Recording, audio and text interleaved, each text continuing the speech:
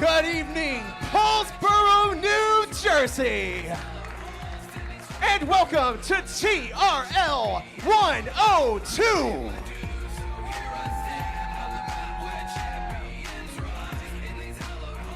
We'd like to thank all of you for joining us.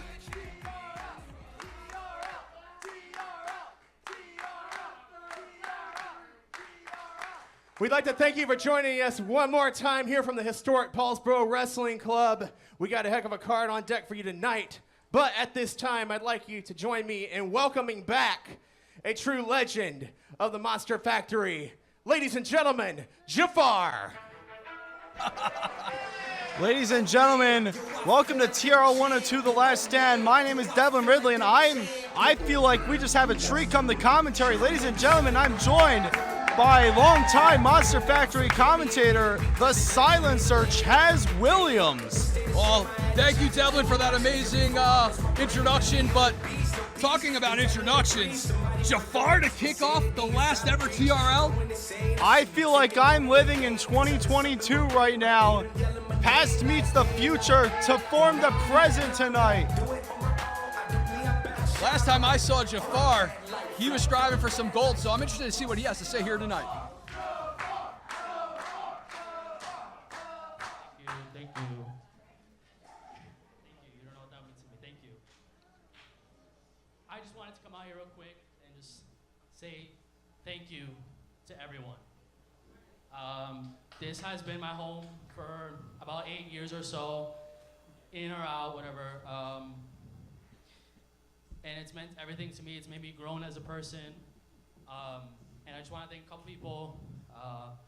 First of all, everyone I've ever wrestled or has ever wrestled here. Thank you so much for making the shows what they are. I want to thank some specific people. I don't want to leave anybody out, but I don't want to take too much time. People that make this place special. People like David Goldie. People like Chris Desmond. People like Travis Jacobs. These are the people that make this show what it is. There's so much going on behind the scenes that you guys have no idea. But most of all, I want to thank each and every one of you. And I'm so happy to see some familiar faces. I want to thank you all for supporting us here in Paulsboro for so long. And it's meant everything to me, whether I was on the show or not. I know you guys truly devoted your time to come here, and it's changed so many lives in the back that I wish I knew how to express that. So thank you so much.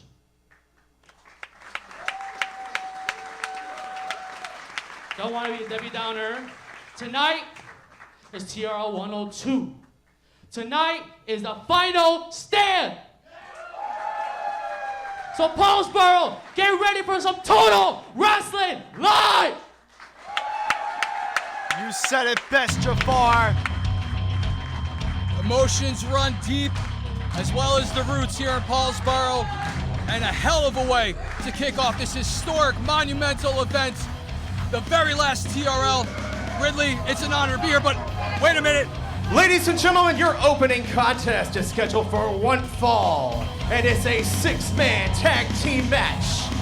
Introducing first, the team of Gabriel Hodder, Matt Omen, and Adrian Soriano. They are all fight, no flight, Primal Fear. Well, Primal Fear have shown their faces in the Monster Factory quite a few times. They are one of the greatest tag teams South Jersey has ever had. They are the head trainers of Skid Row Academy in Gloucester City. And now they look to do battle with a force that has been infecting, decimating, well, in the goofiest way possible, the Monster Factory and Pete's Posse. Well, I gotta tell you, man, the fact that we are kicking off TRL 102 with the most decorated, longest tenured tag team and trio in professional wrestling today.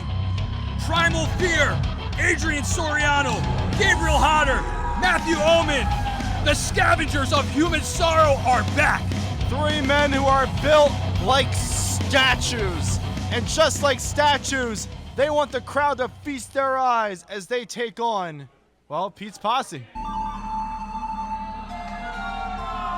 It's always nice hearing the raw, unfiltered crowd reaction for this tandem. And their opponents, accompanied to the ring by Cowboy Pete Carter from the Carter Ranch. They are Milton Mello, Isaac Taylor, and the Italian Tank, Pete's Posse.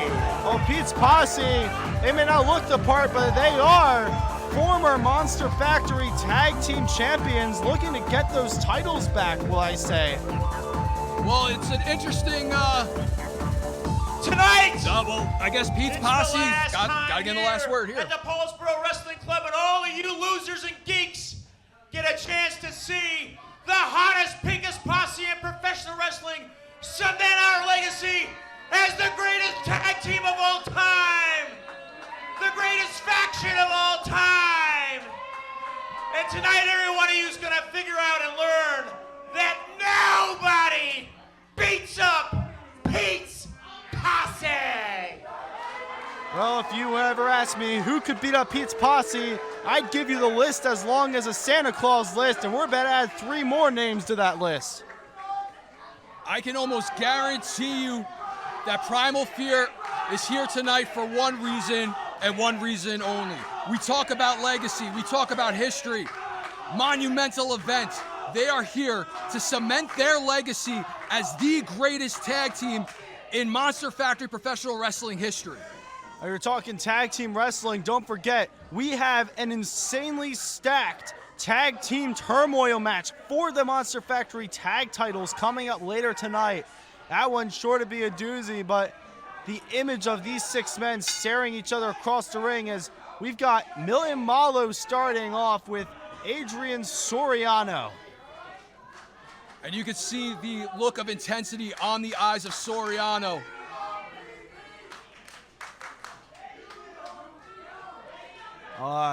Milton Malo trying to square up to Adrian Soriano. I don't know if this is a little bit of bravery or a lot of delusion. Well, one thing I can tell you is if they've been eating too much of that pasta la vista, they might be a little carved out and full of delusion tonight. Of course, Pete's Posse, no shortage of eating from the crowd, but Milton Malo, well, I guess doing his best to get the jump on Adrian Soriano as Tank and Isaac Taylor look on. Soriano almost tripping Milton Malo. He didn't like that for sure. Atomic drop right to Milton's Malo's and drop kick to the back. Adrian Soriano's on fire. Excellent way to kick off this match. Soriano immediately going for the back of the neck and the spine, and we got a quick cover. Gets a 1.5. You see Pete's Posse have a tag team title match lined up for whoever wins the tag team turmoil.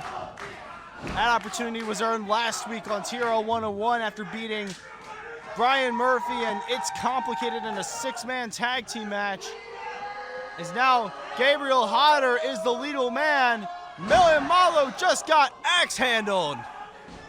And Hodder already celebrating. You can see he was doing some pre-gaming before the match, coming out to that ring with that flask. And it looks like he's here to party. And I'll tell you what, man, I think we're all here to party tonight. Of course, watching Pete's Posse get beat up week in, week out is one of the best things about TRL. And what better way to cap it off with a 3-man thrashing at the hands of Primal Fear. And there you see the double teaming of Omen and Hodder, the experience showing off, paying in dividends. Well, now Tank has entered the ring, and these 3 men want to rethink their game plan. That man is 300 pounds of meatballs. Turn around, Tank. Uh-oh. Soriano looking to fly like an angel, but got caught by a tank. And that angel just got some broken wings as he got sent way down to hell. Of course, I'm going to say my angel jokes for the main event, but Italian Tank stacking up Primal Fear in the corner. There's 2. And now Pete's Posse, could they be looking to put the squeeze Oh, we're about to see a Tankin going in high speed here. And there you see it, man. The experience of Primal Fear. Everyone gets out of the way, and now Pete's posse, their plan has backfired on them. Friendly fire from the Italian Tank. Tank eats some turnbuckle. I thought he was gonna eat something else, but hey, he's gotta cure his hunger somehow. And, oh wait. Oh. Oh, this is a sight I've been waiting to see for months. Well, they say that nobody beats up Pete's posse, but hey, man. They never said anything about beating up Pete. Wait a minute, what? Well, it looks like Pete's here to party too. He brought a flask of his own. Well, if there's anyone who has decades of party experience, it'll be Pete Carter. Everyone's seen drinking while wrestling, but that's a nice flask Pete Carter's got. See Gabriel Hodder taking a step up. Oh, no! Tank from behind. Clearly a distraction, which I'm actually surprised. You know, Hodder back in the day here in the Monster Factory would have never taken his eyes off the prize, and I gotta believe that that was a big mistake. Well, alcohol will do a lot of things to very well-respected people, and that was one of them. And now Isaac Taylor finally able to get his boots on Gabriel Hodder. You see Million Malo, while the referee inside's back was turned, playing a little dirty work there. Hodder in dangerous territory. Soriano and Omen need to get back to get ready for some type of tag to help out their teammate. Hodder looking in very bad shape. That's what they're doing. They're on the apron. They're trying to get the crowd behind him as they hit, or I say they as in Pete's posse, hit the trademark Pete's posse pose.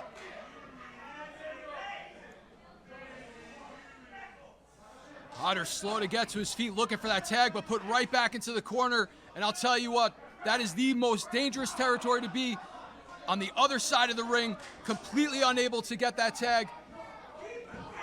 Yeah, Pete's posse versus Primal Fear may look like a done deal on paper, but you gotta remember the X factor of Pete Carter on the outside. That's the factor that led Pete's posse to overtake, and you see Gabriel Hodder just barely kicking out. Very close to his corner though. And there you see Omen and Soriano again taken out. And you know what? If I was a betting man, and judging by your suit, I can tell you're not, but if I was a betting man, I would have thought for certain that they would have had that well scouted and kept their eyes on this unsuspecting tag team. But you know what? We can't take these guys lightly. They are very well decorated. Ooh. Pete's posse won the tag team titles by beating three-time champions, the Body Snatchers. That's the Marvelous and Gada Dabod. That was certainly a tall tale. If they were able to beat the Body Snatchers through the nefarious means they did, there's no one saying that they can't beat Primal Fear here tonight.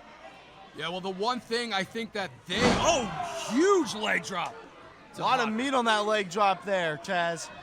One thing that they got to remember, and I don't know if they've done their homework, but Primal Fear, being one of the most decorated tag teams and trios in Monster Factory history, have a long-standing tenure where they tagged with one certain Damian Priest back in the day. So if any team knows how to get the job done tonight, it's got to be Primal Fear, but Hodder has to make that tag. Inches away from the hands of Adrian Soriano. Tank ain't gonna let it happen. He's pulling him back every time like a high school tug of war. And now he's gonna take a seat. And that is gonna do it. Hodder's out for the count. We got a 1, 2, and there's Omen to make the quick save. Omen had to get in there. Gabriel Hodder just got slammed to the mat by that massive man, the Italian Tank. And listen to this factory crowd trying to get behind Primal Fear, trying to get behind Hodder. It was like this every night in the Monster Factory. Every Friday, the crowd was rabid. The Raspomaniacs, the Friday night fans, always show up and show out. Well, tonight, there's more of them than there ever were before. Hodder with the big boot, trying to make his way to his team, trying to make his way to the corner. Will he? No! Ducks the clothesline, rolls through, makes the tag, and here's Matthew Omen. Matt Omen looking to take apart Isaac Taylor piece by piece. exploding into this matchup, forearm by forearm, chopping them down.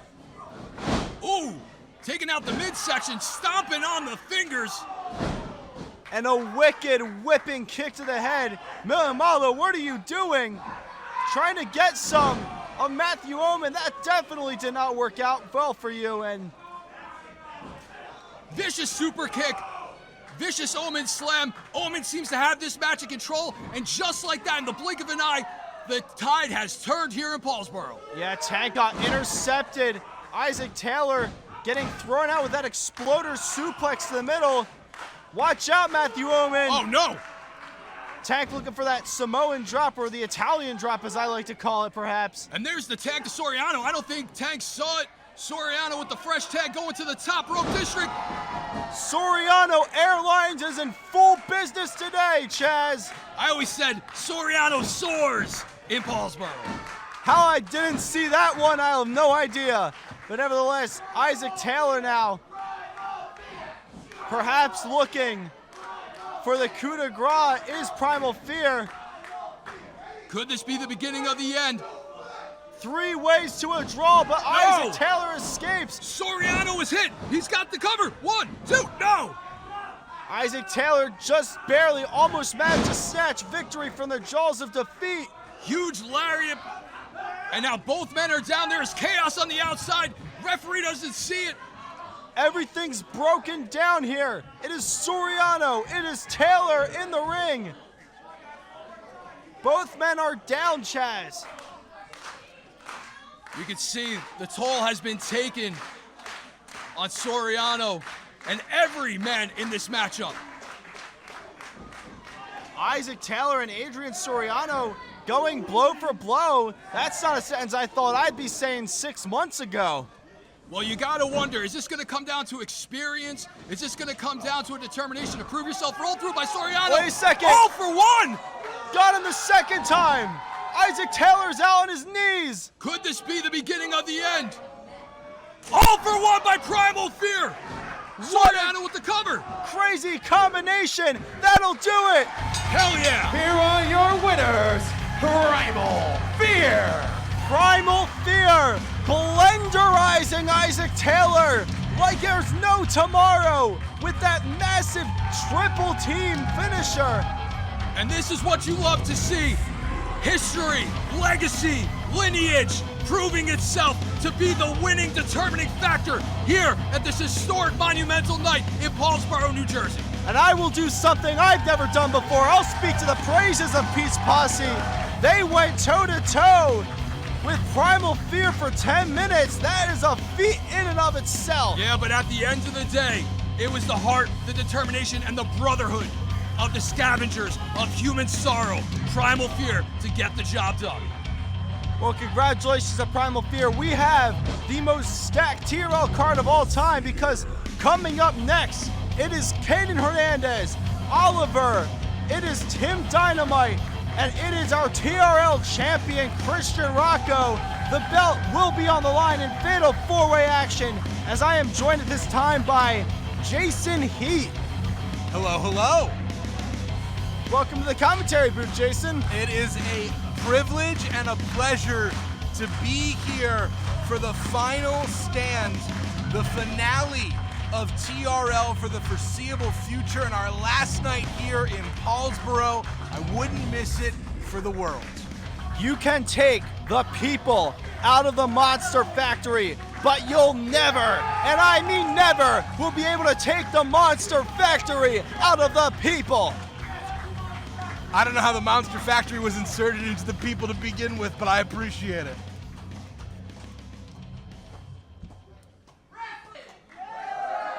Nevertheless, fatal 4-way action coming up next. With one of the best ring announcers in the game, Skylar Ashwood.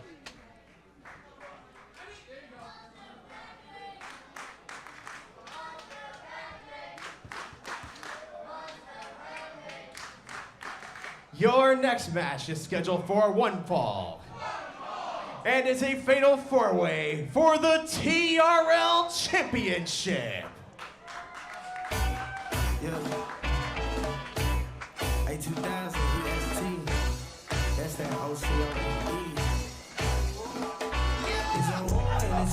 Introducing first, from Philadelphia, Pennsylvania, weighing in at 280 pounds, the Puerto Rican King, Caden Hernandez. Caden Hernandez, a Puerto Rican king, graduate of the Monster Factory Juniors program, and he's out here for a taste of singles gold. Now, throwing you back, he was Liam Black's very first challenger for the Thunder and Lightning Championship. Came up short there, but he is looking to capture the TRL Championship on the very last TRL for the foreseeable future. Caden Hernandez, at only 17 years old, looking to capture the first gold of his career. The young bruiser has been dominating opponents in recent weeks. What a moment, what a night it would be if he can capture the TRL title here tonight. For a lot of the Monster Factory students, this could very well be their WrestleMania with how big this show is. Well, speaking of big, here's a man who has wrestled a big assortment of people. From Willow Grove, Pennsylvania, weighing in at 200 pounds, he is Ollie V from the WG, Oliver.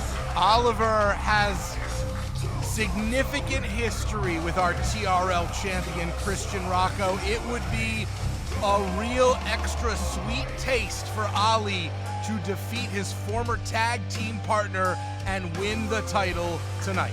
The Fiend in flannel. That is what Oliver is.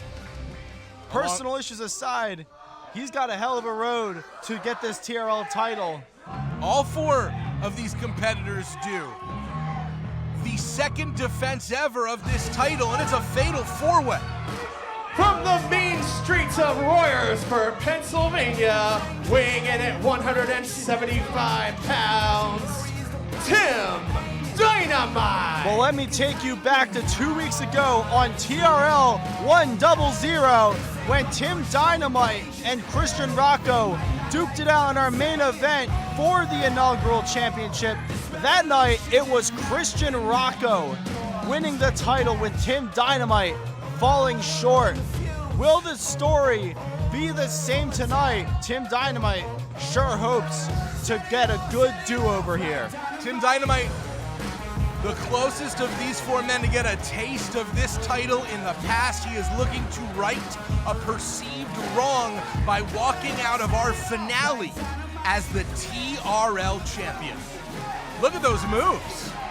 He's throwing it down like a disco. Human mosh pit in the back must be pretty proud right now. But speaking of the moves, we're about to turn it up. The tour continues here tonight.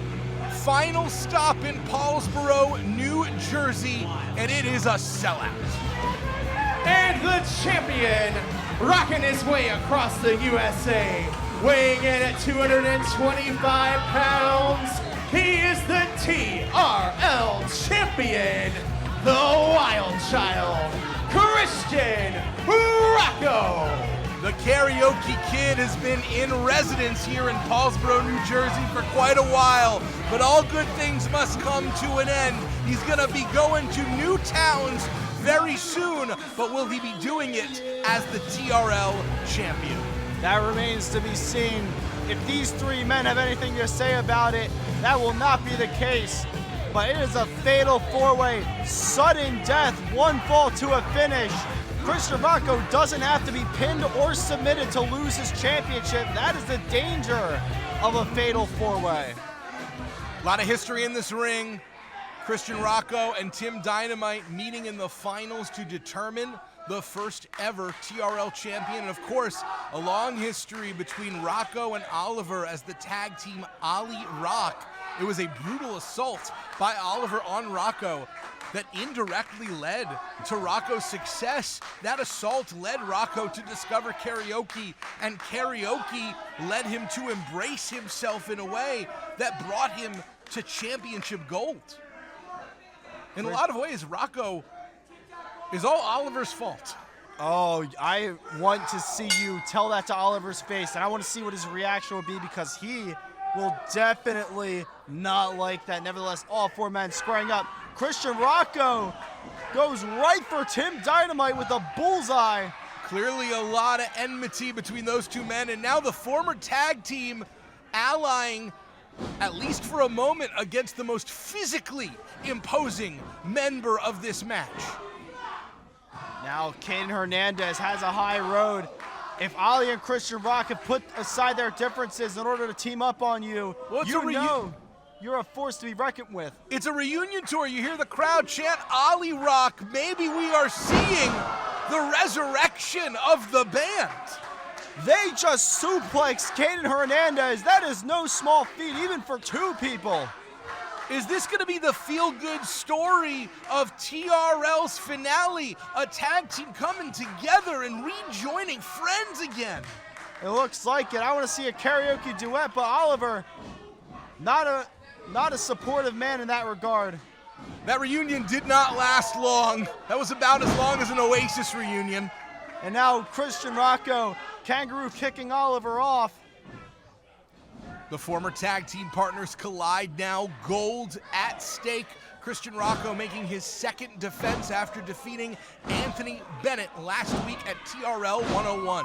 Anthony Bennett, who will be in action later tonight as he takes on Samael Fawzi, as Oliver spikes Christian Rocco with that elbow. And now, I don't know if that was smart. I would have rolled him in there to get the cover. Tim Dynamite was targeted first, maybe indicating that Christian Rocco believes he is the most dangerous. He's proving that right now. This is a great opportunity for Tim Dynamite, with Rocco and Caden both nowhere to be seen. Well, he's the only other man in this match who's had a TRL title opportunity. Strategically, a 4-way is so difficult, Devlin, because not only do you have to incapacitate the opponent in the ring, you need to find a window when everyone else is down and out. Tim Dynamite has found it, and he gets barely, not even a 2. If he spent less time looking at the crowd and maybe pinned him a bit sooner, he might have had that. Tim Dynamite has a temper. He is bark and bite. Tim Dynamite, one of the most well-rounded professional wrestlers I've ever seen. I mean, look at that. How do you do a Russian leg sweep and recoil and land on your feet while doing a backflip? Tim Dynamite has grown so much over the last 5 years, recently celebrating a 5-year anniversary in pro wrestling. And what better way to celebrate 5 years in this great sport than by winning a title here on our last night in Paulsboro? Well, he's looking to take the TRL title all the way back to the mean streets of Royersford, Pennsylvania. But Caden Hernandez looking to take it all the way down to the sunny shores of Puerto Rico. Pretty sure that Tim Dynamite has never faced the mean streets that Caden Hernandez has traveled. They have met a couple of times before, and it's been bit back or forth. But that was then, and this is now. The young bruiser caving in the chest of Tim Dynamite. Let's get a chop counter on the UI here. Want to see how many of those ring true here tonight. That's the problem when you name yourself Dynamite. Sometimes things go boom, and sometimes those things are you. Indeed, Jason.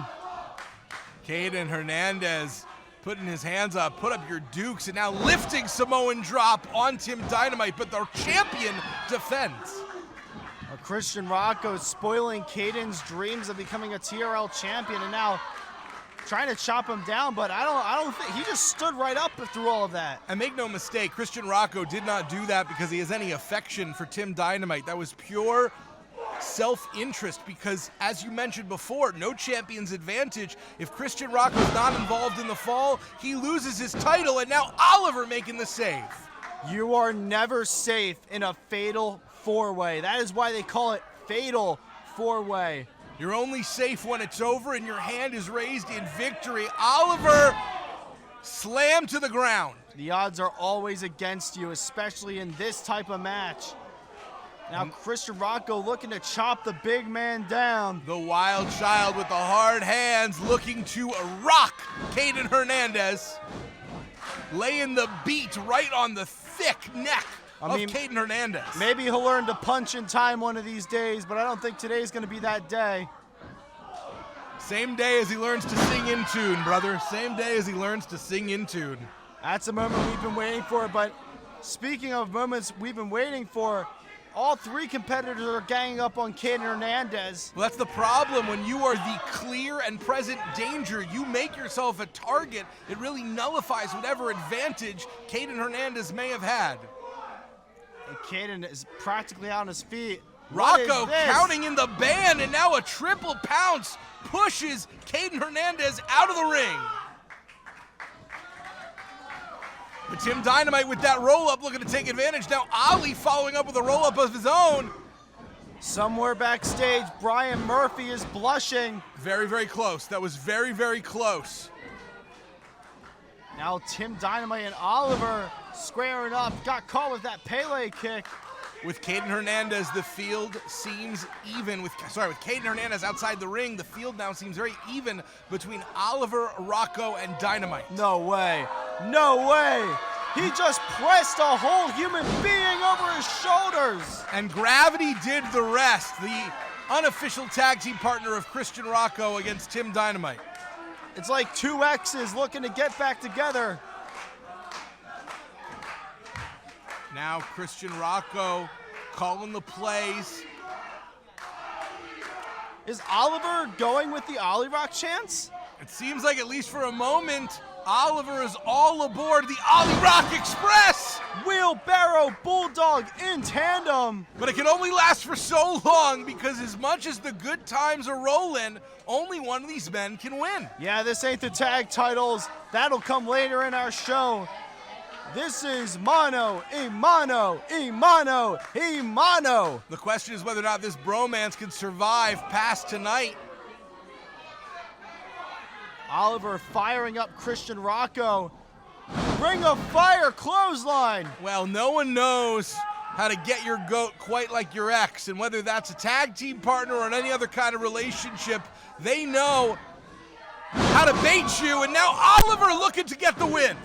Pop-up powerbomb to Christian Rocco almost secures Oliver what I want to say his first singles title in the Monster Factory. Ali now putting to that top rope. The fire you can't put out is looking to burn bright here tonight in Paulsboro, New Jersey. Well, when someone burns, they tend to do it while crashing. And Oliver, is he zeroing in on Rocco? Well, Rocco may have been playing possum, catches Oliver in mid-air, lifts him up, and now air raid crash. Christian Rocco looking to defend, and Rocco retains. Here is your winner, and still the TRL champion, Christian Rocco. Christian Rocco went through not one, not two, but 3 men in one night, and he is still your TRL champion. Whatever the next era of TRL is, whatever is next for the Monster Factory, we know one thing: Christian Rocco will be the face of this show. And now Oliver grabbing that belt, maybe not happy or willing to accept the result of this match. And the embrace. Hold up, no. Oh no, don't tell me. I don't think so. Hold on. Hey, we got off on the wrong. These goobers are out here again. That last match didn't go the way we wanted. That's not going to be our legacy. We demand a TRL championship match right now with one of my guys. You're going to defend this right now against one of these three. He doesn't have to do anything. He just defended his title. Cowboy Carter demanding an impromptu TRL title defense, but Rocco just defended against 3 other men. He's in no position to make these demands, Pete Carter. Oliver looking to defend his former, maybe now current tag team partner, and there's no one who has the authority right now to make this a official match unless Rocco decides to accept the challenge. Well, it's 3-on-2. I don't think Rocco is probably, and there's Oliver and Isaac Taylor, and now all hell is breaking loose. It is a 3-on-2 battle right now as Pete's posse. Wait a second. Those sirens.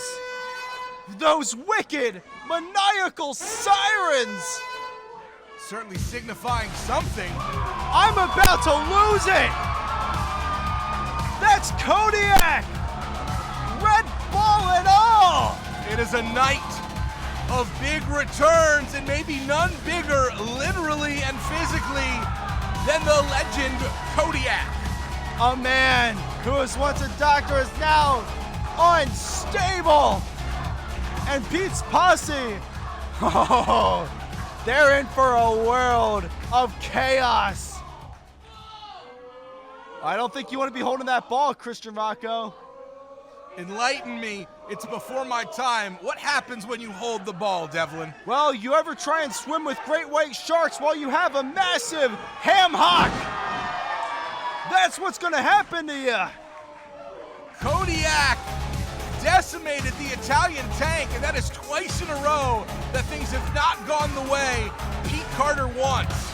It wouldn't be a TRL without Pete's posse getting sent running for the hills. The embrace now, the reunite of Ali Rock, the return of Kodiak, and we're just getting started here. TRL 102, the final stand, the final countdown to our huge main event. Another fatal four-way for the Monster Factory Championship as the notorious Mimi defends against legends of this building, LSG, Chris Desmond, and Lucas DeSangra. It is going to be a card for the ages. The most explosive Friday night Monster Factory has ever had.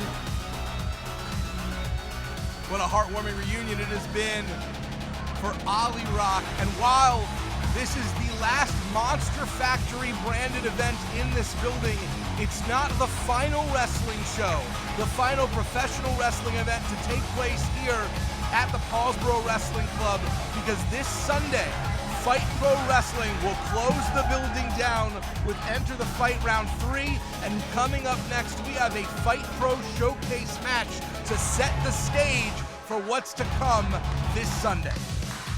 Fight Pro Wrestling, very technical, statistically oriented. It will be Samael Fawzi and Anthony Bennett.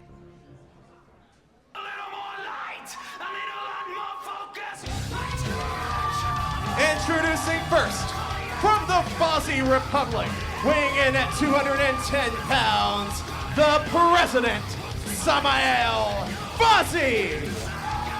Samael Fawzi, one half of the tag team Skid Row, alongside Tim Dynamite, who we saw earlier tonight. In Fight Pro Wrestling, they have been an odd couple searching for their first win, representing their home, the Skid Row Wrestling Academy. They recently scored their very first pinfall in Fight, and on Sunday, they will face their mentors, Primal Fear, in tag team action. I'm so grateful I have you, Jason. You can fill me in on all the Fight Pro lore. And this is the President, Samael Fawzi, representing the Fozzy Republic. Well, Samael Fawzi is going to run head first into the party animal, the winner of the very first Turkey Slam in this building in 2012. And his opponent, he is one half of the Fight Tag Team Champions. He's it. He's been it. He's Tony Bennett. One half of the appropriately named the Tonys, the tag team champions of Fight Pro Wrestling, alongside Tony Leenda. They will defend the tag team titles this Sunday against the Ace of Space Academy. But tonight, it's a bit of a mentor and mentee situation, because Leenda and Bennett have taken Fawzi and Dynamite under their wing. And this is an opportunity for both of these men to really set the tone going into Sunday. Fawzi and Bennett, two very explosive wrestlers in their own right. And we're about to see a clinic put on here tonight. Bennett not only one half of the Fight Pro Tag Team Champions, but also a Monster Factory legend, a member of our coaching staff, a mentor to so many wrestlers here at the Monster Factory, head coach of the junior division, and a man who is looking to end our time in this building with his hand raised. The stakes have never been higher. Fozzy versus Bennett in singles action. We can expect, it actually does my heart real good to hear a Fight Pro chant here tonight. We can expect high octane action, a lot of technical wrestling. Handshake of respect shown. Action is underway. Both men circling up. Their unique stances. Tony Bennett, known for his high-flying abilities, lean and lithe. A former competitor in the WWE Cruiserweight Classic, Samael Fozzy, powerhouse with explosive offense. You'll look at this man wrestle and then you'll say, wow, I've never seen anyone like him wrestle, as Anthony Bennett scores the first headlock, but Fozzy immediately is able to push him into the turnbuckle. Bennett was trying to dazzle Samael Fozzy, maybe a little sleight of hand offense, and instead Fozzy not falling for the tricks. American arm drag followed by the Japanese variety. And now Fozzy looking to rack up the chambers. That is a precedent we can all believe in. That is true. I pledge allegiance to the Fozzy Republic. To Samael Fozzy we trust. And now, pop up. Look at the height he got on that. But there's a reason that Tony Bennett is the veteran here, the tag team champion, and the long-time Monster Factory legend. Taking a bow to the crowd, ever the showman. We'll be seeing a good old-fashioned monkey flip. Seeing offense here. Now Anthony Bennett, every surface is an opportunity for carnage. He's so improvisational with his offense, and now just a simple strike catches Samael Fozzy off guard. Beautiful headlock reversal, but I don't think it mattered. Look at that strength on Fozzy. Fozzy looking to score this win and then walk into Sunday and score a victory over another set of mentors in Primal Fear, who we saw victorious tonight over Pete's Posse. So many members of the Monster Factory roster on the fight card. You gotta be here on Sunday, and now Fozzy so close to I have to say, this would be an upset win for the president. Absolutely, even speaking in terms of experience and mentorship, Fozzy, Bennett has the upper hand here. Fozzy has a lot to look up to. Especially in this building, the home field advantage goes to Tony Bennett. Leaves Fozzy stunned. Yeah, we're just outside of Gloucester City for Fozzy. Fozzy intercepts Bennett. Look at that!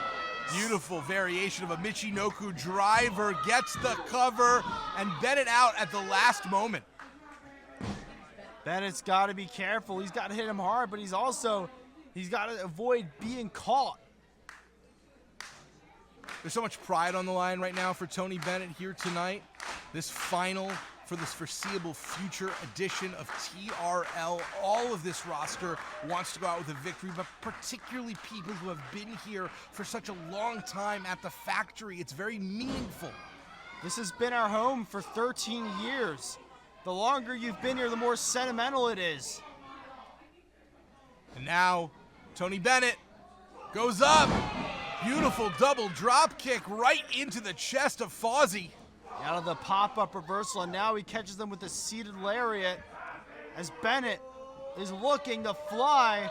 This is the difference between Bennett and Fozzy. Bennett likes to leave his feet, trying to force Fozzy over, but struggled for a moment, and I think that may have cost Bennett just that half a second of needing to push Fozzy to his back, bought Fozzy the time to recover. It certainly did, and Fozzy a very, very hard man to beat. I've been in the ring with both of these men, and they have taken me to hell in 2 different ways. Look at Bennett trying for that crucifix. Fawzy not going to have it. Beautiful clothesline by Samael Fawzy, and every time Bennett feels like he's on a roll, Fawzy is able to counter. It's not just Fawzy's power on display tonight, but his brain. That is true. And now Fawzy looking for another clothesline, but instead goes low. Bennett, crucifix driver. Launched. Fawzy right on his head. Slice bread number 2, the next best thing, and that's enough to get the win. Here is your winner, Tony Bennett. Heading in to enter the fight round 3 this Sunday at 2:45 p.m. where the Tonys will defend their tag team titles against the Ace of Space Academy. It is Tony Bennett with all the momentum, and what a celebratory moment for this man here in his home. He'll get one more match in this building, and you know how important it is for him to win that one, Devlin. Anthony Bennett, a man who's been wrestling about as long as the Monster Factory has existed. What a night it is for him and for all of us. Anthony Bennett has been a pillar of the Monster Factory, and now we're going to transition to tag team action as we have the Tag Team Turmoil, a gauntlet featuring 9 teams, the winner of which will be the undisputed Monster Factory Tag Team Champions. It's one of the most chaotic tag team match types out there. We haven't done a tag team turmoil since Evolution of Champions in May. That is how long it's been. No night like tonight. Ladies and gentlemen, your next match is a Tag Team Turmoil Gauntlet match. So here are the rules of Tag Team Turmoil. 2 teams will start in the ring. They'll have a match. The winner stays, the loser is gone. Then the next team will come out. Introducing team number 1, It's Complicated. Gotta be considered early favorites, Devlin. Yes, this will continue until all teams have entered, but Christian Darling, our Supersonic champion, and Stevie Brooks have been a tag team for a good amount of time now, and they've been in a tag team title hunt for a long time, always have come up short, and they've gotten probably the worst draw out of all of them. So much of this match comes down to the luck of the draw and your entry. Number 1 and number 2 puts you at a significant statistical disadvantage, but there has been a lot of chemistry over the years between Stevie Brooks and Christian Darling, as tonight the night that culminates into tag team gold and a celebration. Well, I know Christian Darling is the strongest guy here, but even he has his work cut out for him tonight because the task ahead of him is Herculean, I'll say.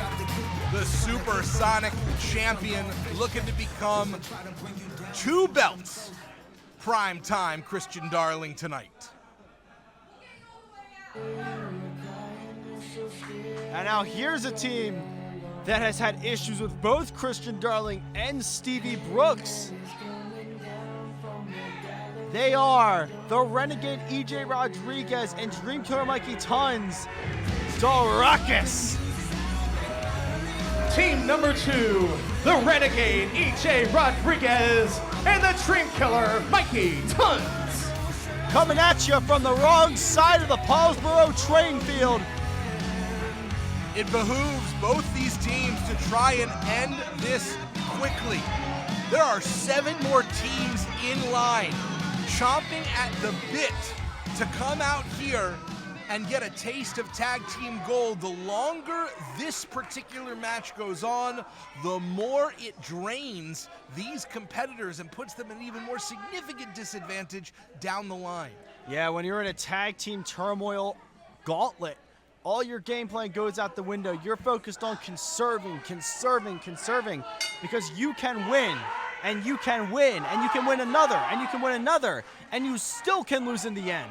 The problem with this match is it is both a marathon and a sprint. there is only so much you can do to conserve your energy when you have to win each of these heats. But also, you're right, you need to try and go the distance. And let's not forget, Stevie Brooks coming back from a gnarly arm injury, literally sliced open in a match. Is it possible that she's at 100%? Being cleared is not the same as being 100%. Yeah, you see her throwing those shoulder tackles, putting her left arm into it. Double pass by now, and EJ Rodriguez has had quite the history with both of these individuals. And now Stevie throwing some eyes over at Christian Darling. It's complicated, man. And EJ Rodriguez has made it back into his corner, and I think it would be wise to tag out, but that was the unwise option, EJ. Ran right into a punch to the face, not the situation the Renegade was hoping for. And now EJ definitely looks a little wobbly right now. Needs to make the tag. To the Dream Killer, Mikey Tons. Biggest man in the match, looking to kill the dreams of It's Complicated. What a huge win it would be tonight. Not only, forget the tag team titles for a second, but just if DeRuckus was able to unseat and upset It's Complicated, that in and of itself is huge for these two. That would be the biggest win of their lives, but I don't think you realize what Mikey Tons has to do. He has to put down Christian Darling to do it. No fear in Mikey Tons, and there are unintended side effects of this match. You got to assume if anyone pins Christian Darling, they can lay claim potentially to saying they deserve a shot at the Supersonic title down the line by pinning the champion. And look at that, two bulls clashing in the ring, neither one of them moving an inch. Oh, he budged Christian Darling a little bit though. Mikey Tons is the bull in the china shop. Now, he just took down Christian Darling with one line. Lights out on prime time, and now the ground and pound, the mount, nothing pretty, but very effective for this newcomer, Mikey Tons, who's looked so good since debuting only about 3 months ago. Hold up, Mikey Tons might mean business here, but Mikey Tons better mean business. This is tag team turmoil. You don't bring anything but your best, and you gotta bring it and bring it and bring it. Remember, either of these teams, if they win, they still have another 6 matches to go.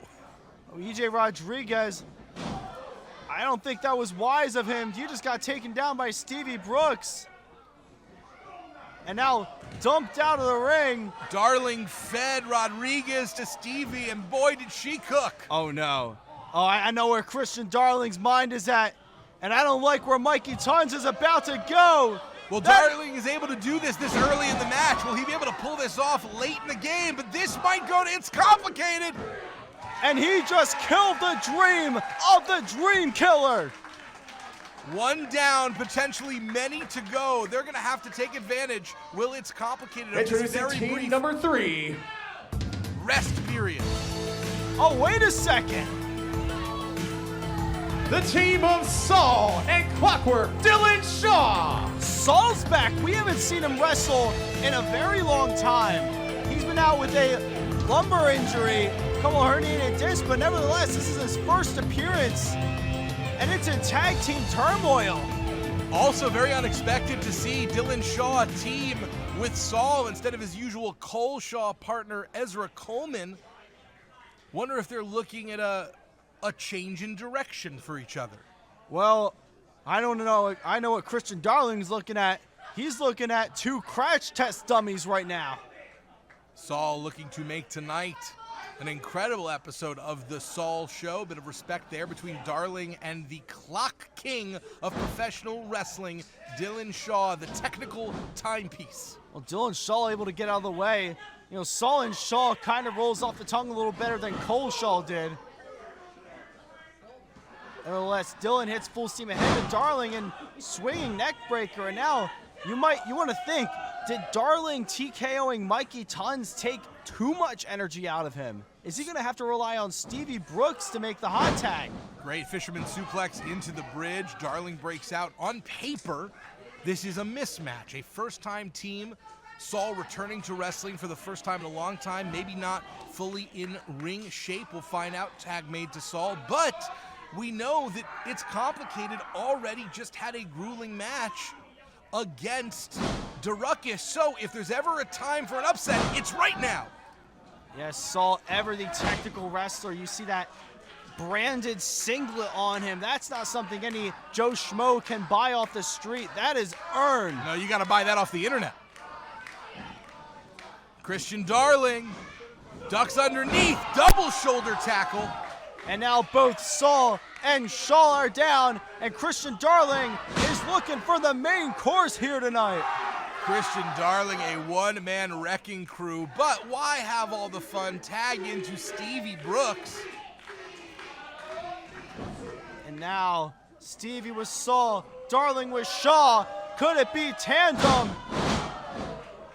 Dropping him to the mat. Offense in stereo, and now splits. Double splitsville. I'm not gonna lie, I didn't think I'd ever see that out of Christian Darling. Introducing team number 4. Nevertheless, we've got many more tag teams coming out. Christian Darling and Stevie Brooks are playing King of the Hill here. The team of Rabid Ryan Mooney and the upstanding Dylan Mesh. The last light. Rabid Ryan Mooney and the upstanding Dylan Mesh here to play spoilers in their TRL debut. These men are professional buzzkills, and they would love nothing more than to ruin the party that is TRL, the final stand, by coming in and stealing our tag team titles. Dylan Mesh has been a mainstay on TRL in the past, feuding with the likes of Lucas Twitch DeSangro, who we will be seeing in our main event, but this team, first time appearance here at TRL. Ryan Mooney will be in action this Sunday at Fight Pro Wrestling against Matt Quay. Will he walk in one half of the Monster Factory Tag Team Champions? And I'll note that we are now 4 teams in, and we have yet to see our Tag Team Champions, currently the guaranteed Murph Z. yeah, Murph Z definitely has a good draw here, but you know who doesn't have a good draw? Ryan Mooney and Dylan Mesh. Death from above by Stevie Brooks. And now, the TRL. If you remember the old episodes, whenever Dylan Mesh would wrestle, the crowd would always chant, "Where's my breadsticks?" And old habits die hard, Jason Eat. Hey, listen, if you're expecting breadsticks, you want the breadsticks. Rabin Ryan Mooney, an incredible professional wrestler. If this is your first time seeing him, make no mistake, very dangerous. Well, if this is your first time seeing Ryan Mooney, where you been? The man's an impressive specimen. and I just watched him get his sternum cracked by Christian Darling. That's what happened. Not that it has to be a competition, but I think Darling won. That was way higher on the decibel scale than Stevie Brooks. And Brooks had a great slap, but Darling's chop, that was a bomb going off. I think you could fantasy book 100 matches at the Monster Factory and just write Darling wins across 90% of them without even looking at what the matches are. Now the not so upstanding Dylan Mesh taking advantage of the opportunity. Ryan Mooney looking to steal the victory. I've never seen anyone wrestle with a loose tie like Ryan Mooney is. At least Dylan Mesh is the fashionable button-down shirt. He's a rabbit honey badger. The fact that he's wearing clothes at all is incredible. Well, I would very much like him to be wearing clothes. That would be preferable. Well, think about Winnie the Pooh. He just wears a shirt. We're lucky that Ryan put on the pants today. The pants do look great. Let's keep it at that. As Christian Darling is taken down. Dylan Mesh into the cover. Darling survives.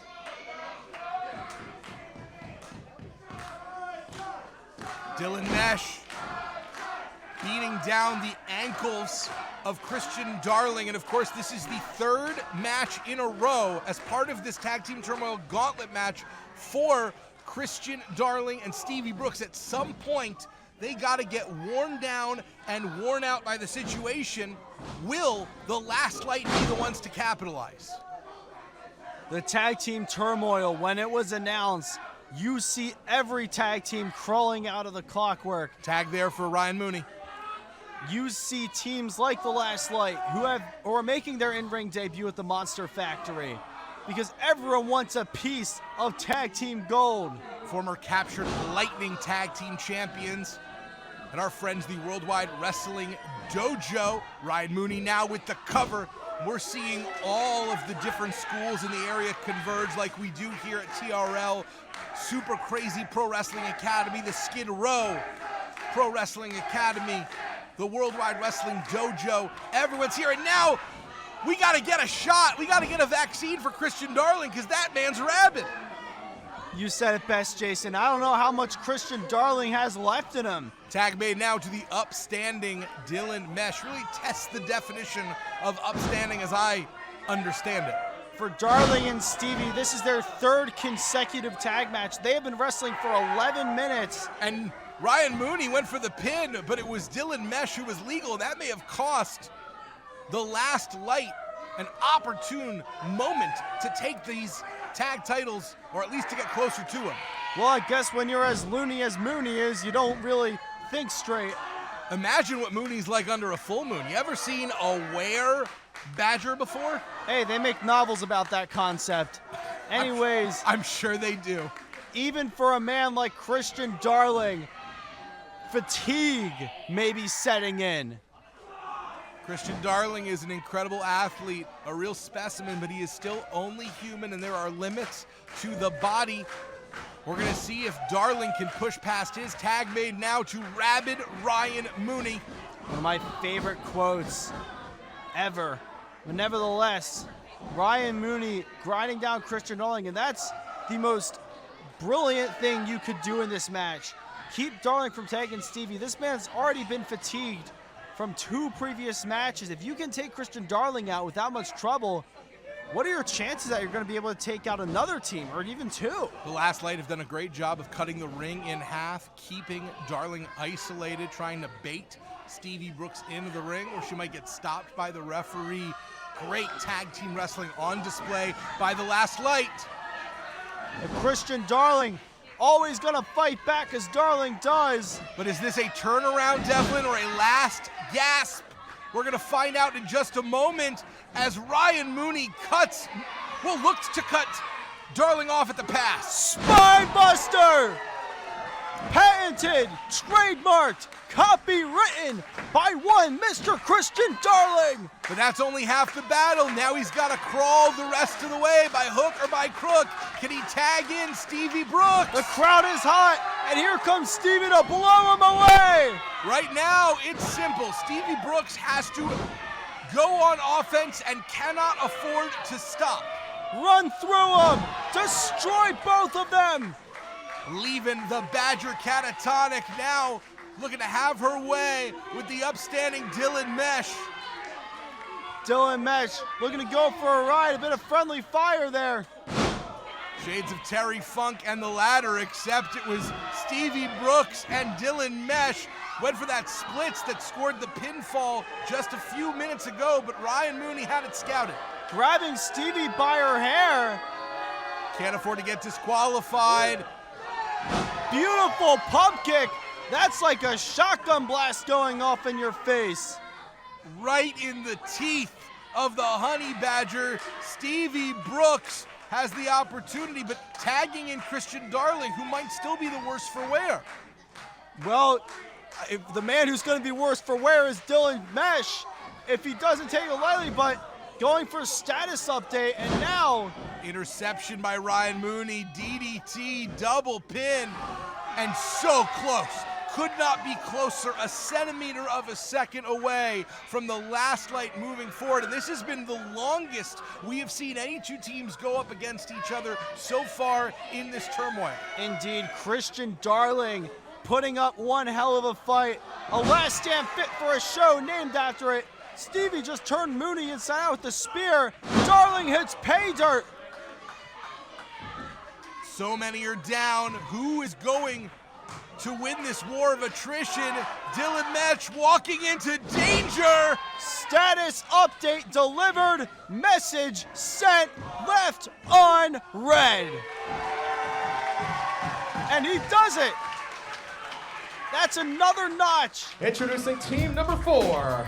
Oh, wait a second. That was 3 in a row for It's Complicated, but it's got to be taking its toll on Stevie and Darling at Nick this point. Petit and the original MF World Renown. Well, that's a theme song we haven't heard of in a while, but back in the old days of TRL, you'd hear this every week as World Renown hits the ring. And you see the original MF in there as well, probably the newest member of World Renown. Well, this is a real graduation day for the original MF. In a lot of ways, he was a mascot, a young boy for the original version of World Renown. Now he's got the opportunity to be a full-fledged member of the stable alongside Nick Petit. And if the Last Light were the most brutal tag team in this match, then Nick Petit is one of the smartest men. He knows how to pick apart a weakness, but Darling and Stevie aren't done fighting. They're just gonna keep on bulldozing through whatever tag team comes out. It's Complicated, has to try and end this very, very quickly because Nick Petit on his own is a serious threat, let alone with the rising star that is the original MF. Yeah, Nick Petit, former Monster Factory champion, dethroned Christian Darling for the arena title. There is some personal animosity between the two of them. And well, speaking of personal animosity, unfortunate events, the original MF is once again crossing roads with Christian Darling. Now, you weren't here last week, but this man got taken to the cleaners. Christian Darling looking to see if he can do the same thing 2 weeks in a row. All the blood rushing to the head of the original MF and lands hard right on his chest. Now, we saw it before where the original MF essentially was the lamb fed to the Velociraptors. And now Christian Darling is looking to tear him apart. Doesn't matter your age, doesn't matter your size. The hands are rated E for everyone. Yeah, you get in the ring with Christian Darling, you are going to feel it in your bones or whatever's left of them. And now Stevie Brooks taking the opportunity, but it's charismatic, it's cinematic, it's coming into focus. It's Nick Petit. And now the original MF taking advantage. We haven't seen Nick Petit in quite some time. He challenged Chris Desmond for the Monster Factory Championship at Summer Splashdown, coming up short, but he is a multi-time tag team champion as well. Could this be another time they win? This is a multi-generational affair in this match with Nick Petit leading the original MF. What a night it would be for World Renown to return and win the tag team titles here in this new configuration at TRL 102 and only 2 for the original MF. Ultimately, until MF fills out, he's always going to be at a disadvantage in a pinfall against one of our more sizable competitors. He just doesn't have the same body weight to push across the shoulders. Yeah, and that's where Nick Petit comes in. He's going to help the original MF grind them down, folding Stevie Brooks with a gnarly back suplex of the double variety, but Stevie survives. Well, Nick Petit may have come the closest of anyone so far to putting down It's Complicated. Nick Petit, an all-star here at the Monster Factory, has won so many titles, been a part of so many incredible moments. It's phenomenal to see him back here on our final episode of TRL for the foreseeable future. This grand season finale could become a world-renowned finale. It could be. And I want to bring attention to this. Darling and Stevie have been wrestling non-stop for the last 19 minutes. No match in Monster Factory normally even goes half that. These two have been through a marathon, and now Original MF looking to steal it. And I'm going to say this right now. How much do you think these two have left in the tank? I think we're seeing it right there. Stevie Brooks nearly falling prey to Original MF, and that's not to knock MF. It's just purely size of this young man. It is harder for him to score a pinfall, but there he got 1.9 on Stevie Brooks. Nick Petit now coming in, and you see the difference there, too. Nick Petit able to get 2, MF 1.5. It's just the nature of the beast and the body. And you see him coaching the original MF after every kick out. Now Stevie. Hard to ask for a better coach than Nick Petit. Quick tag into Petit. And Christian Darling this time making the big save. He was too late to intercept Stevie Brooks. And now it is world-renowned 3.0 might be eating pater at the hands of Christian Darling. The incredible athleticism of Christian Darling. I mean, the man is a machine. The cardiovascular conditioning of this competitor. Built like a Greek god, I will say, as Nick Petit goes for a wild discus sidewalk slam. Original MF catches the spine buster. Original MF watched his soul leave his body. It's not often you attend your own funeral, and that's kind of what's happening for the Original MF right now. I don't think he learned his lesson from what happened last week, as Stevie Brooks is now legal, and could we be seeing, well, Stevie Brooks taken out. Petit with the interception and now raking the eyes on the outside. Christian Darling coming to the defense of his tag team partner. Nothing complicated about that. You got to be there for each other. Original MF, smart move, using the bottom rope to catch Christian Darling's lower back, and now, what is he doing? Cuts Darling off the pass, second row, beautiful elbow drop right across the throat of Christian Darling, not even waiting a second. Got to admire the tenacity of this young man. Swanton from the original MF, no, don't tell me. Oh my God! He just picked Christian Darling! That's the single greatest upset we could possibly have imagined here. Your next team, the Monster Factory Tag Team Champions, Mike Z and Brian Murphy, the Mercy Guarantee. I've seen Isaac Taylor beat Goldie, and this is a bigger upset than that, but nevertheless, here we go. 20 minutes. Out of the frying pan and into the fire, the Guarantee, Murph Z, our current tag team champions. That means this is must-win here on out for Brian Murphy and Mike Z if they want to walk out of here with the titles they currently hold. I gotta say, Devlin just caught straight fire to the face and the microphone. Brian Murphy normally throws his shirt at commentary. Well, he just hit the greatest shot. He hit the mic directly, and now he's gonna hit. Well, he was gonna hit the original MF there. Mike Z distracting MF. And the man who very proudly wears the banner of being from the world-famous Monster Factory more than maybe any other, Brian Murphy. What a very emotionally charged night this has to be for Brian Murphy. As I'm rebuilding the mic stand, we're going to get back to the action. Mike Z has the original MF in the corner. What a run that was for It's Complicated. Over 20 minutes in the ring, defeating 3 teams in a row. But now, it is defense here for the current Monster Factory Tag Team Champions. Yeah, this is where the real game begins now. The challengers have had a bit of time to sort themselves out, and now it's on the champions to hold their ground, to retain the Monster Factory Tag Team titles, because now it is sudden death. You win, and you win, or else you aren't the Tag Team Champions anymore. Nick Petit holding on for dear life. But MF deciding he wants to be the one to take down Brian Murphy. Nick Petit, maybe the most impressive athlete currently in the ring. Yeah, Nick Petit and Brian Murphy have wrestled before. They've met in the Larry Sharp Memorial Cup. The focus, Nick Petit, so aggressive, no wasted motion. I mean, just the fluidity of this young man. It's incredible. And then there's Nick Petit and Mike Z, 2 men who have traded the Monster Factory Championship in between them a number of times. Gnarly chop to Brian Murphy. The pain etched on the face of Brian Murphy. And again, we still have 3 teams left after this. No one is safe. You win this match, your only reward, more punishment. That's why tag team turmoil is so deadly. Cover there by Nick Petit.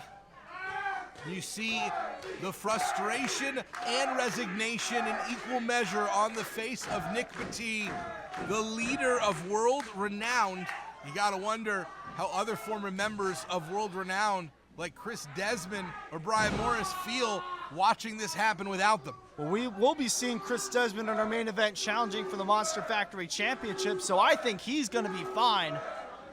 And the original MF has Brian Murphy in the corner. Now, this is disaster for the tag team champions. Their hope was to get in there, kick some high knee, and then get out. Incredible chop by the original MF, though. What a gifted professional wrestler MF is. Recently finishing a long-term rivalry with Cameron Pierce, now looking for the next chapter of his career, and has really found a mentor in Nick Petit.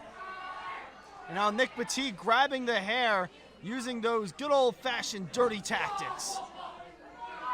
Nick Petit is not above anything it takes to get a win. He is so athletically gifted, but at the same time, work smart, not hard.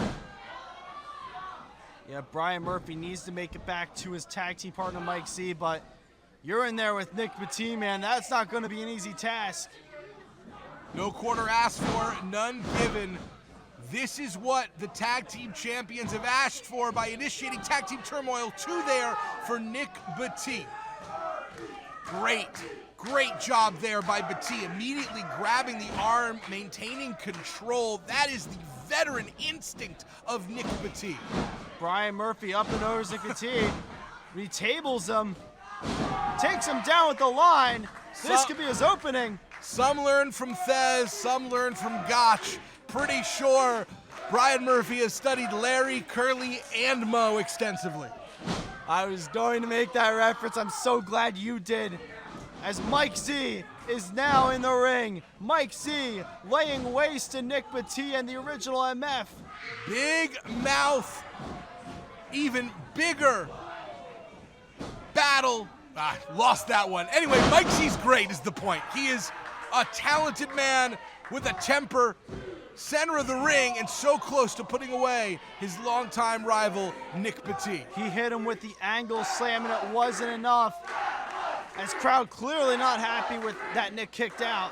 Gotta trust our officials here at the Monster Factory. That was 2, but it was 2 as close as it can get. And now we're gonna see the Mike Z guarantee. Will we see it? Will we see it? Original MF though, sent back into Nick Petit. He was going to go for a code breaker. Mic drop. It is incredible.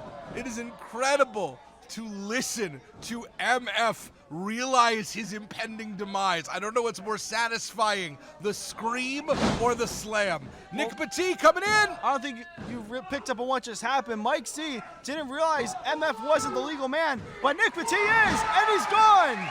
Crucifix. And the tag team champions are still in the hunt.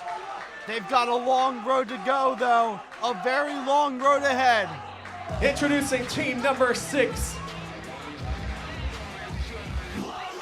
Oh, The this is Kingpiece, interesting. Cameron Pierce, and Fast Track, Ezra Coleman. Well, the answer to the earlier question of why was Dylan Shaw not teaming with Ezra Coleman is now clear, because we got a team of up-and-coming young guns together.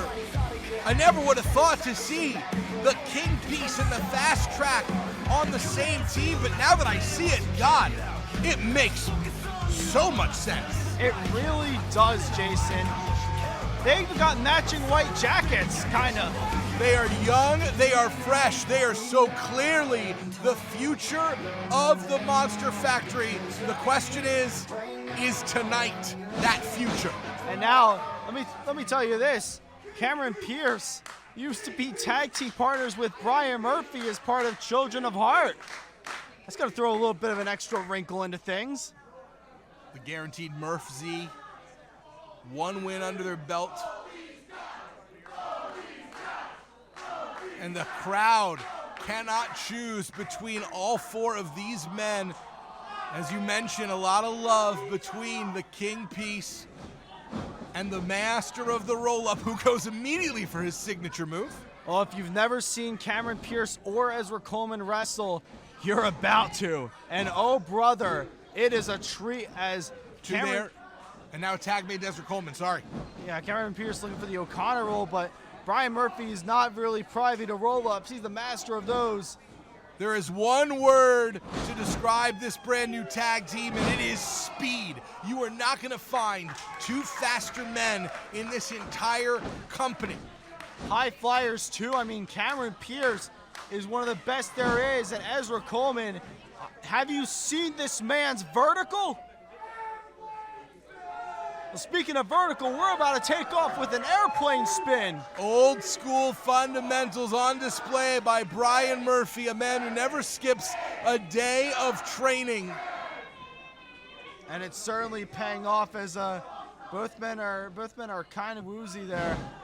But it's Murphy that stays on his feet and now looking to make a tag to his partner, but the King piece getting into place, looking to put the tag team champions in check.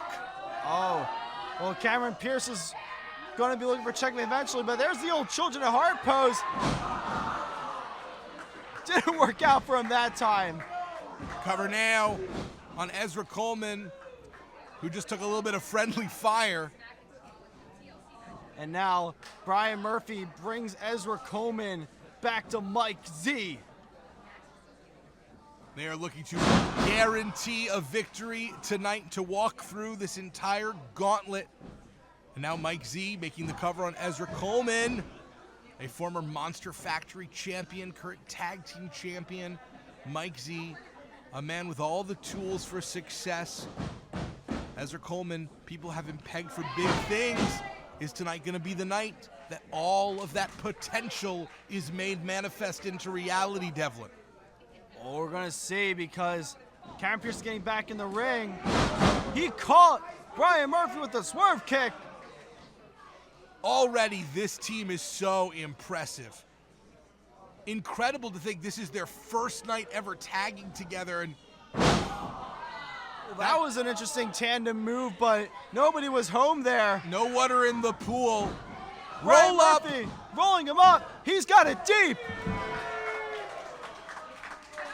And that's another check mark for Murph Z guarantee. Two in a Introducing row. team number 7. Oh no! Wait, really? Milton Mallow and Isaac Taylor, Pete's Posse. So I'll take you back to a couple weeks ago. Murphy and Mike Z beat these two to win the tag titles in the first place, and they're pretty pissed off. They're going right for business, but Brian Murphy, oh my God! Get wrecked, Pete's Posse! It is not the night for Pete's Posse. That was beautiful! That was awesome! And they weren't even on my format sheet, which means that I'm pretty sure Pete was able to lobby to get them added to this match. That means this has become a 10-team gauntlet instead of 9. Introducing I've never team seen number that many. 8. Jimmy Conway and Luca Brasi, South Philly's finest. You know, I knew I smelled some cheesesteaks in Paulsboro. The return of South Philly's finest to the Monster Factory, a legendary tag team. The Line, Luca Brasi, the Gent, Jimmy Conway, and they want to roll out of the Monster Factory, say goodbye to the building by being, yet again, the tag team champions. It's a Philadelphian mug, and you see the hats, you see the glasses, you see the vests. You're seeing style for the first time in your life, Devlin. How's it look? It looks nasty. I'm gonna be real with you. Oh my gosh. Buddy, one day, you're gonna grow up and appreciate the finer things in life, just like South Philly's finest. I'm from South Jersey. We're tired of being called Philly adjacent. I'm with Murphy and Mike Z on this one. The legends of the Monster Factory, former multi-time Monster Factory tag team champions, South Philly's finest. That is Luca Brasi currently punching Mike Z, and the Gent Jimmy Conway giving the business to Brian Murphy on the outside. It's very rare for us to consider the current champions underdogs, but in this moment, 3 matches in, going up against absolute legends of the area. This is a rough draw for the tag team champions, the guaranteed Murph Z. South Philly's finest, 29-time tag team champions, former Monster Factory champions. They've also wrestled in NWA, which is pretty impressive. Not only in NWA, they were wrestling for the NWA in their home at the 2300 Arena. I mean, these guys have done nearly everything there is to do, but they haven't closed down the Monster Factory by wearing the gold. Again, this is the final stand, our last night here in our 13-year home. It means so much to all of these competitors to walk away with gold, because we don't know the next time that we're gonna fly under the Monster Factory banner. We will, but we don't know when and we don't know where. So everything is on the line tonight. Well, hopefully it'll be soon, but Mike Z is getting a Philly-style beatdown at the hands of South Philly's finest. It doesn't matter what Mike Z order, he's getting it wit. He's getting it wit and extra side, a beating tonight. Pepper and ketchup for Mike Z. This team is overwhelming. I will say, I see Jimmy Conway's got the, what do you call them? Well, Luca Brasi's got the cover. That's what Luca Brasi's got. He's looking to send Mike Z to sleep with the fishes. Suspenders was the word I was looking for that Jimmy Conway has. Have you ever seen anyone wrestle in suspenders before? I mean, I've called a Jimmy Conway match, so yeah. Oh, this will be my first, but... Well, you're in for quite the experience. Don't make them mad. You don't want to wake up with cement boots. It's all right. I'll just walk to the other side of the bridge. But nevertheless, Mike Z... Well, Jimmy Conway's a legal man. Luca Brasi gets Mike Z's with that atomic drop. And Mike Z hit where he hates to be hit the most, the mouth. You might not be able to talk. He's a very good trash talker, Mike Z. Prolific trash talker. But I got to tell you, we got 2 of the biggest mouths in the industry in the ring right now. The Gent and the Guarantee. And now a fish hook across the cheek of Mike Z. I would say that wasn't very Philly-like of him, but given the state that city's in right now, I have to disagree. And South Philly's finest intimidating our officials, and you don't do that here at the Monster Factory. Here at the Monster Factory, the Zebras fight back. You may be able to push your weight around at the sanitation department, but you can't do that here at the factory. And now Luca Brasi taking out Brian Murphy on the apron. Mike Z has been battered, pillar to post, pilloried by South Philly's finest, making a grand return to the house they built. And that means there's probably a lot of dead bodies in the foundation. Well, I'll be calling you when they do the investigation, but dangerously close to the ropes that suplex was as Luca Brasi seamlessly flows in with a swanton. Great pinning predicament there by Luca Brasi. Such fluid tag team offense by South Philly's finest. They are looking incredible. We have seen first-time tag teams tonight, and we are seeing legends of this building in a celebration of past, present, and future. But only one thing matters: who's gonna walk out with these tag team titles? Yeah, 102 episodes of TRL all comes to a head here at the Monster Factory. And now Mike Z lands on his feet. Through. Double neck breaker to South Philly's finest. They're punching the air, and Mike Z gotta make the long, long walk across the ring and the river and tags in Brian Murphy. Murphy literally tripped underneath the clothesline. Only time losing your balance has ever worked as a defensive maneuver. That is something Brian Murphy does. He takes the blunders and he turns it into surpluses for himself. A bit of an extension on that head, but now looking for the Paisley pump handle suplex. Nails it. Luca Brasi looks out and cold, but Jimmy Conway. Friendly fire to Jimmy Conway is out of there. Mike Z, we've already seen very effectively use his roll-up before, and now maybe looking to make Luca Brasi a little unpretty too. Well, Jimmy Conway kicks Brian Murphy in the gut. Now Luca Brasi, he's got the arms. He's waiting for the mob boss to hit him. Murphy ducks. Brasi's out. Luca Brasi out cold. Mike Z tagged in, didn't look quite ready for it, but listen, you gotta go while the getting's good. Brasi's out. Can the tag team champions continue? There's only one team left if they're able to get the win here. Mike Z with the pin. That'll do it. You're so close. You're so close, Mike Z and Brian And Murphy. the final team, There's one. Oh my God. Control Chaos. Happy Hunting is back. It really is a TRL throwback, Jason. 40 minutes in, and our final team is hitting the ring, but They're coming from behind. And this is the hardest team that the tag team champions could have possibly hoped for in this moment. Former tag team champions Controlled Chaos, Papa Juice with the pin right there, alongside his son, Kid Chaos. they created their style. They literally run a martial arts dojo. Their feet are so incredibly well educated. They have the proprietary mixed martial arts Juice Jitsu, in addition to their work as professional wrestlers, and Kid Chaos nearly getting the win. Former Monster Factory Tag Team Champions Kid Chaos and his father, Papa Juice, Controlled Chaos. This would have been an incredible one-on-one match, but the champions have gone through, I believe at this point, is it 4 or 5 matches already, leading to this, possibly their toughest test. I think it's 4 matches here, Jason, and now this is their final test, but Controlled Chaos, already Monster Factory Tag Team Champions.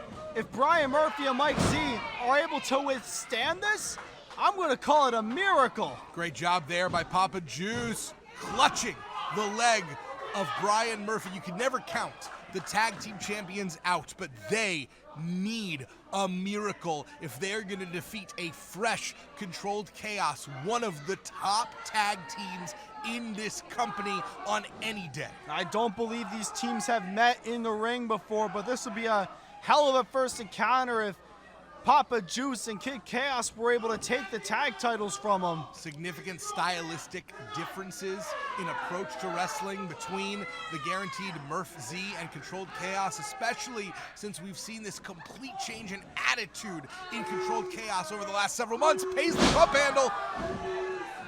And then again, Brian Murphy is the king of miracles.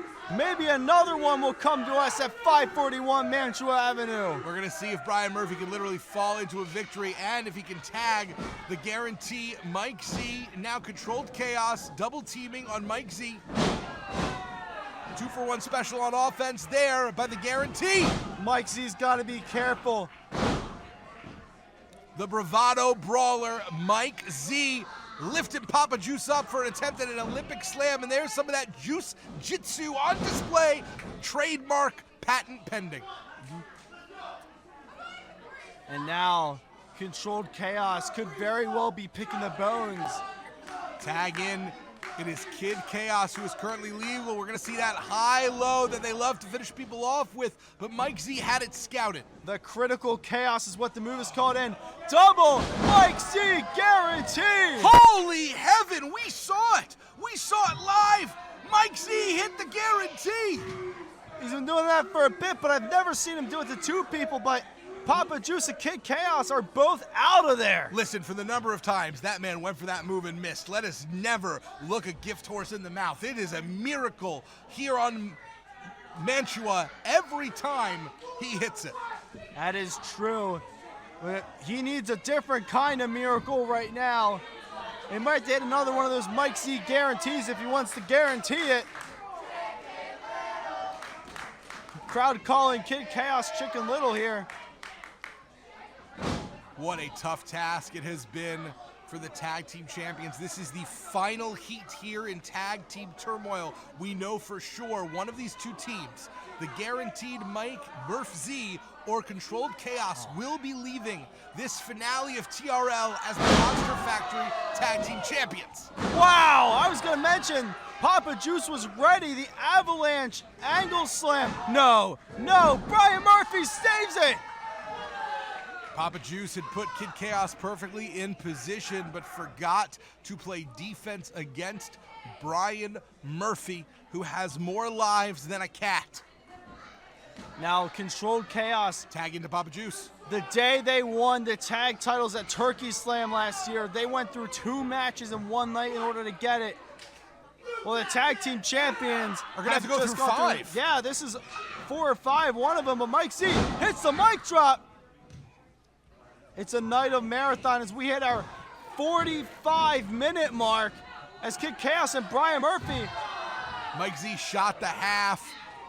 Kid Chaos just hit the Twisted Fate.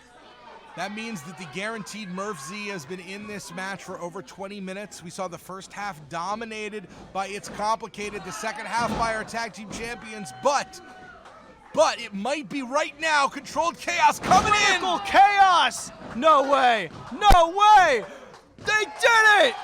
Here are your winners and new Monster Factory Tag Team Champions, Controlled Chaos! It pays to come in last. Sometimes it's as simple. Well, I won't say it's as simple as the numbers. You gotta be really talented to defeat the tag team champions, but there was a huge benefit for Controlled Chaos to being as good as they are as a unit and to come in at number 10 in the turmoil. I'll give you this. 45 minutes, 48 seconds is a new record for the longest match in TRL history. I'm gonna tag out to our broadcast colleague Chaz for this incredible one-on-one match that we've been waiting a long time for.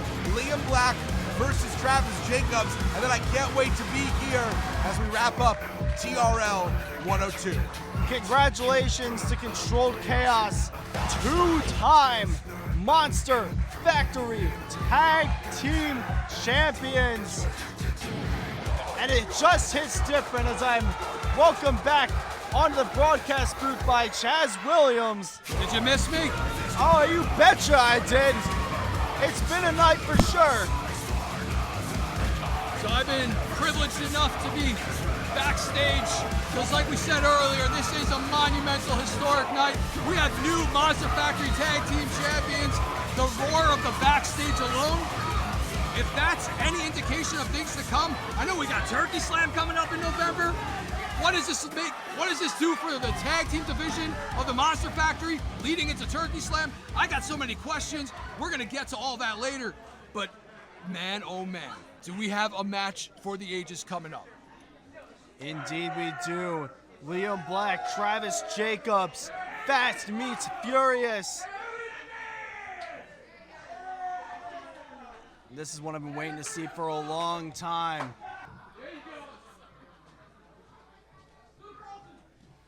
Your next contest is scheduled for one fall.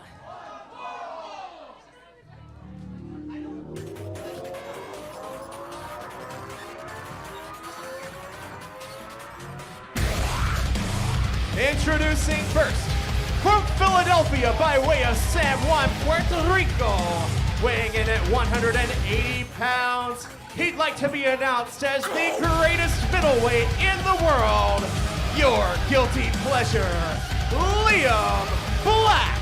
Liam Black is certainly the greatest middleweight in the world, having put down Smiley at back-to-school beatings this year. But now he's up against a heavyweight, Travis Jacobs. I'll tell you what, that is a bold statement, a bold claim to make that you are the greatest middleweight medallion recipient in the history of the Monster Factory. I mean, let's pull it back for a second. Let's talk about the history of the middleweight medallion. Some of the most historic battles have been fought in that very ring here in Paulsboro. And to make such a bold claim, I think he's going to have his work cut out with Travis Jacobs. And I think Travis Jacobs is out to prove a point. As much as Black is out to prove a point, Travis might just have to shut him up here tonight. Well, the greatest middleweight in the world is a claim that can't be disputed anymore. The middleweight medallion is retired. In its place, the Thunder and Lightning Championship, which we will see being defended in our next match. But when the bell sounds and the chains rattle, Travis Jacobs is And looking. his opponent, from Atlantic City, New Jersey, weighing in at 260 pounds, he is Unchained Fury, Travis Jacobs. Unchained Fury. That is Travis Jacobs, ladies and gentlemen. And I gotta tell you, looking at Jacobs, he's looking trim, he's looking fit. He has that look of determination and will in his eyes. And I've had the pleasure of calling some of the most amazing matches of this man's career. And I'll tell you what, there is a certain it factor about Jacobs tonight that I have not seen in a long time. This is a night for Jacobs to prove once and for all why he is one of the top dogs in Monster Factory Pro Wrestling and why he has earned his keep in that squared circle. Travis Jacobs last week won a Battle Royal where he can pick any champion in the Monster Factory and challenge him on October 17th at Monster Mash. What his decision is, we may just find out tonight.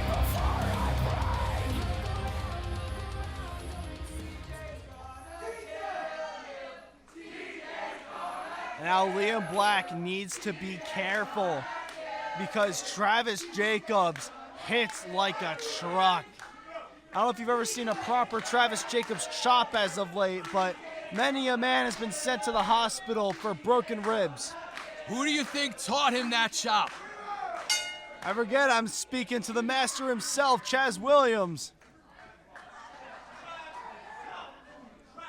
Well, I will tell you, a lot has changed at the Monster Factory, and Travis Jacobs is probably at his best at the moment. Absolutely, you could tell this is the one constant. Over the years, Travis Jacobs went from being the inevitable to being one of the most dominant factions in the division to now being on his own once again as the Unchained Fury of the Monster Factory. He is the biggest man in terms of height, and he's got the power to match too, but Liam Black, he's in a little rough spot right now, I will say. Yeah, a little game of cat and mouse. And you see he's going for that murder chop, I like to call it, but Liam Black trying for a headlock, but Travis, he's not going to let that slide. No, we talked about the size advantage of Jacobs, and it's going to take a lot more than just trying to get a headlock on the big man. Speaking of headlocks, Jacobs with one of his own. Yeah, textbook headlock there as Liam Black takes the shoulder tackle. And I'll tell you, Jacobs is looking good here tonight. Hits those ropes. Liam now going for that arm drag. No. Hip toss perhaps. Nope. Scoops him up. Yeah, slipping out of the body slam attempt. Travis Jacobs standing switch, drop down of his own. And now intercepted. Going for a deadlift tilt-a-whirl there. Just backs out of the way. I'll tell you what, man. I thought from the opening bell this was going to be a beating, but it looks like Black is really light on his toes. You talk about him being a middleweight medallion recipient, and he has proven why right here tonight. Yeah, so you don't know Mr. Liam Black. Let me fill you in. Liam Black is the greatest middleweight in the world, and there's the seated tilt-a-whirl Michinoku driver. He's the greatest middleweight in the world for a reason. He wrestles like he has wings on his boots. He has defied gravity. He's beaten the likes of Ezra Coleman, of Mark Rasper Jr. Yeah, but right now, he's up against a heavyweight who is absolutely decimating him. And gotta tell you a secret. Oh no, well scouted by Black. Chopping him, and I don't think that's a battle you want to get into, Liam Black. That was a decent chop on its own right, but you're playing football with Cristiano Ronaldo here. I don't care if you're a state or national champion. Oh, there you go. That's more like it. Rake the eyes. I will say, here's another name that Liam Black has put down, one you might be familiar with, Mikey Webb. That is some huge accolades right there. Mikey Webb, one of the most decorated champions in Monster Factory history. Talk about the chop, though. Jacobs back on the attack, and in the blink of an eye, Jacobs has control of this match. And you got to wonder for just 1 second, as agile as Black is, as cunning as he is, what's it going to take to put Jacobs down? Because when you're up against a freight train, oh man, you better see those lights coming.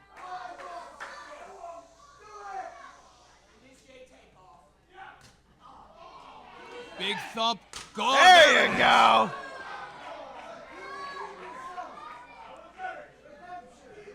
For every chop, Liam Black's chest gets redder and redder and more sore every minute.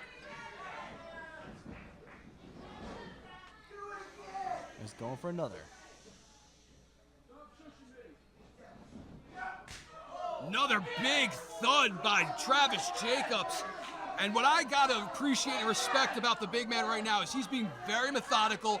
He is working this match at his own pace, not worrying about Black and the fast pace that he's trying to set. Wait a minute. And again, you see Black trying to go for some big strikes, but oh no! Well, we saw Rabid Ryan Mooney earlier, the Honey Badger. I would have called Liam Black Monster Factory's own Honey Badger because that's how he fights. It's always fast. It's always brutal. He's going to use everything in his power to take down Travis Jacobs tonight. Well, I got to tell you, this is a huge opportunity for Black. I had a chance to speak to him earlier this evening, big super kick.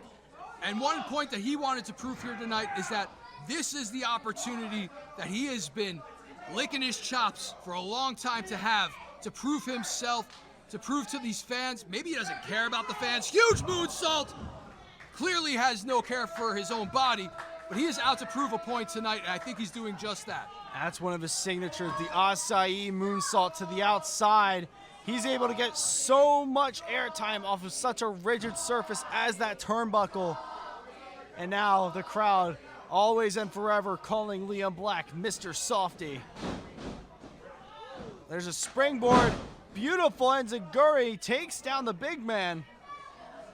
Jacobs now stunned. Black goes for the cover, doesn't hook the leg, and that, when we talk about experience, had he hooked the leg, maybe he would have gotten a quick victory. Now Liam Black has to stay on Travis Jacobs. He can't let him get any momentum because once he does, he's going to be in for a world of pain. Black now trying to prove that he's got some chops, but goes right back on the attack with those forearms. Seems to have Jacobs rocked. Jacobs now, again, back down. Now Liam Black assaulting Travis in the corner. Ooh, another thud.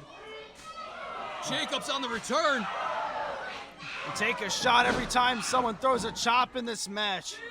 And Black cuts him off right at the pass again. And I'll watch this, Chaz. Oh, well, Liam Black was going to go for his signature torpedo kick. Travis Jacobs had it scouted, and this man will find any opening he's given. Springboard, Travis gets out of the way. Picks him up on the shoulders. That's a long way to the mat. We got a cover, hooks the leg. That's going to do it. No. Black kicks out. Jacobs beside himself. Had just enough tank in the gas, but not enough for a victory. I think you mean gas in the tank, but Liam Black was about 10 degrees colder on Travis Jacobs' shoulders than he is right now. You get one time to correct me. This is it. Happens again. Oh! Right into the second turnbuckle goes the face of Travis Jacobs. And now Liam Black. Oh, I know what he's planning. He loves doing this to opponents seated in the corner. The headstand, beautiful kick. The agility of Black paying off in dividends as he goes for that cover again, and Jacobs again kicks out. And Jacobs now with that will of determination saying, no, you're gonna need to do more to put me away. He is an icon, a former Monster Factory champion, tag champ, supersonic champ, arena champ. He's done it all. And now Liam Black trying to do his best to just choke Travis. There's no technique, that's just raw choking strength. Yeah, and the referee just has to make sure that he's not actually cutting off the wind supply of Travis Jacobs underneath by that Adam's apple and jugular.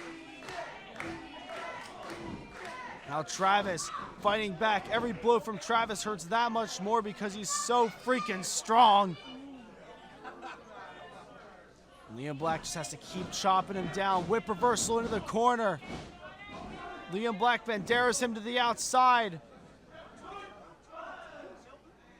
Now Could this be Liam Black's opening? I'll tell you what, I am pleasantly surprised with Black thus far. He seems to have this match in his control, but you have to be careful.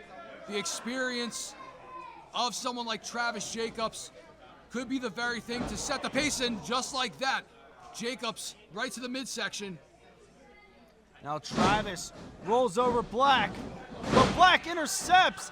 And I'll tell you this, Chaz, if you want to quote that sounds like Liam Black, you think of something Liam Black can't do, and you'll be shocked when he does it.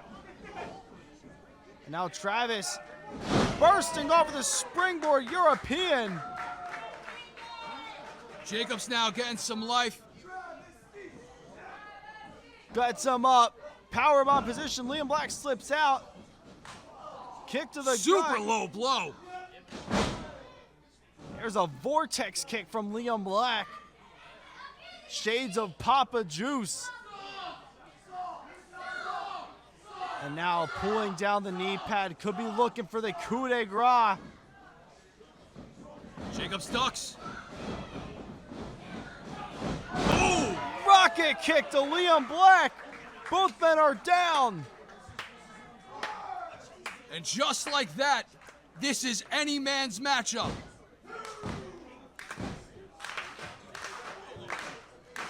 Who can get to their feet first? Will it be Jacobs? Will it be Black? The answer? Both men slow to get up. The hard striking power of Jacobs, rocking Black, making it virtually impossible for him to get back to his feet. The agility and fast tactics of Black, making it hard for Jacobs to get to his feet, but Jacobs has the crowd. He has Paulsboro behind him. Indeed he does. Both men having different styles, but they're evenly matched, I'd say. And now Travis and Liam throwing caution to the wind, slugging it out like a good old Philly street fight. Now catches Liam with a chop. Oh! One to the back. Lights out for Black. And could this be the end times for Liam Black? Takes Black down the line, and this could very well be the closing chapter for Travis Jacobs in this match.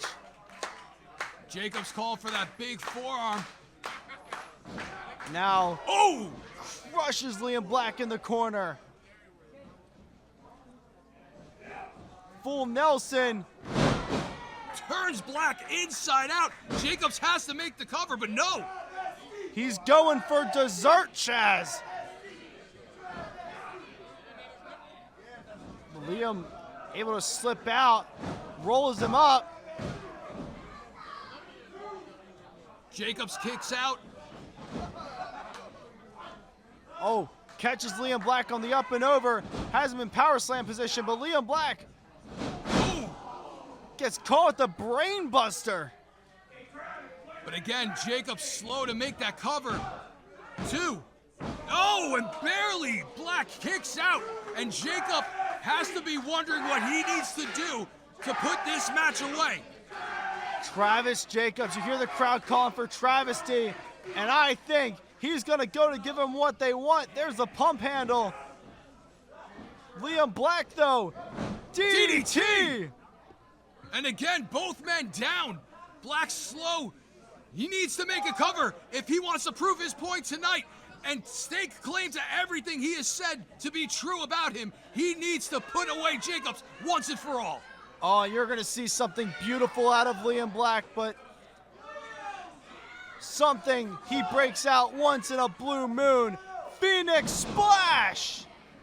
Didn't quite get all of it, but And Jacobs kicks out. Travis Jacobs, the survivor. That is one thing that you have absolutely nailed on the head here tonight. Jacobs is a survivor. Through thick and thin, through all the challenges that he's ever faced here in the Monster Factory.